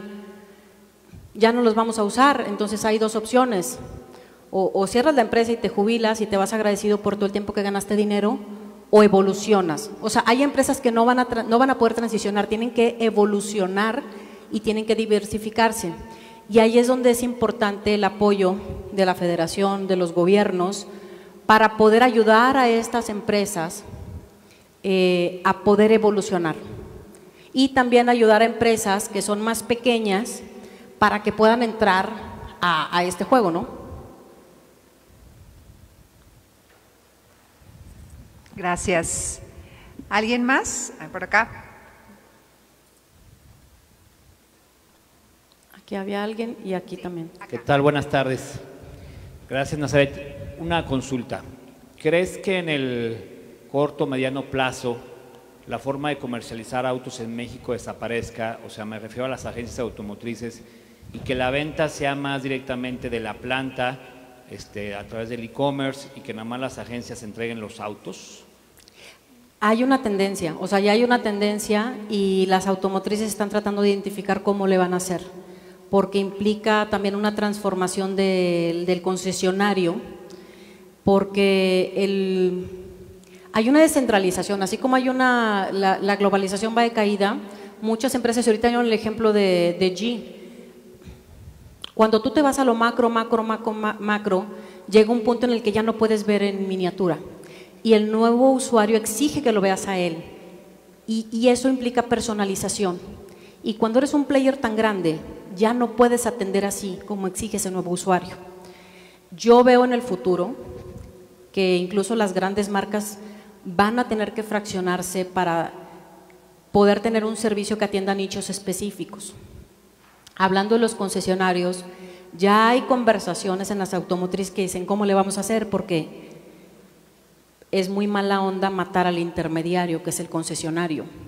Por eso hay que evolucionar también las concesionarias. Por ejemplo, nosotros tenemos un dealer digital de coches, que es Carfast, que es con el que empecé mi carrera, y vendemos todas las marcas de coches y entregamos a nivel nacional, y el usuario no tiene que ir a ningún lado y el coche le llega a su casa. Y es imposible, por ejemplo, para un concesionario competir con nosotros. Y las marcas han estado como sosteniendo el tema porque todavía no encuentran la fórmula para no matar al intermediario. Gracias. Muchas gracias. Una última pregunta que alguien quiera realizar. Hola. Buen día. Buen día, Nazaret. Felicidades por tu conferencia, me gustó mucho. De hecho, yo vengo desde Querétaro para verte especialmente. Ah, no me digas. Enlacen a mi mamá para que vea para confirmarle que me iba a ir bien. Sí, me gustó mucho, ¿no? Especialmente porque pues México tiene mucha tendencia a los autos eléctricos y pues no nos queremos quedar atrás, ¿no? Y mi pregunta va enfocada hacia la manufactura de los autos eléctricos. La proveeduría de los PCBs es principalmente de China o ya México se está desarrollando en la parte de los componentes electrónicos.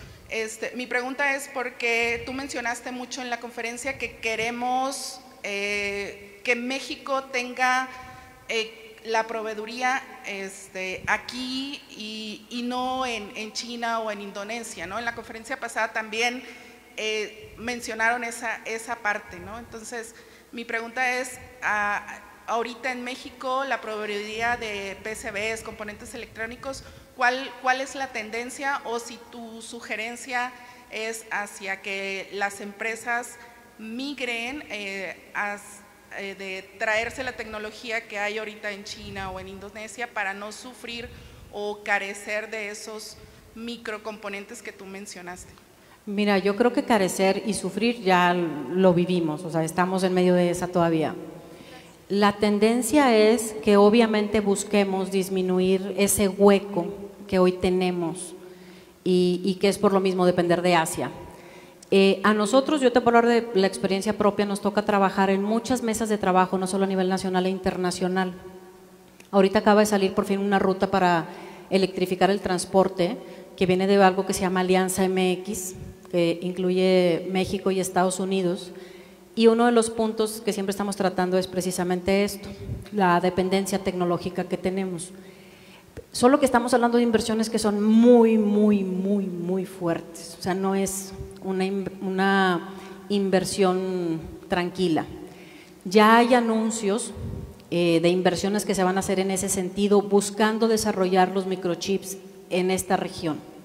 Nosotros en SACUA solventamos el asunto de determinada forma porque la tecnología nosotros la desarrollamos en planta, toda la electrónica es nacional, o sea, no importamos tecnología de nadie, la desarrollamos nosotros y desarrollamos todas las tarjetas inteligentes que lleva el coche nosotros en planta. No sufrimos tanto realmente por el tema de chips. Yo pienso que va bien el camino, pero esa parte no es tan rápida. Listo. Pues queremos agradecerte, Nazaret, tu presencia en este evento de la Feria de Proveeduría. Invitamos al director de Desarrollo Económico del Ayuntamiento de San Luis Potosí, el doctor Jaime Chalita, te haga entrega de este agradecimiento. Un placer. Muchas por la gracias. impartición de su conferencia, Tendencias Tecnológicas y Oportunidades para la Industria Automotriz Potosina en el marco de esta feria. Lo firma nuestro alcalde, el maestro Enrique Francisco Galindo Ceballos. Muchísimas gracias. ¿Me permite una foto? Ven.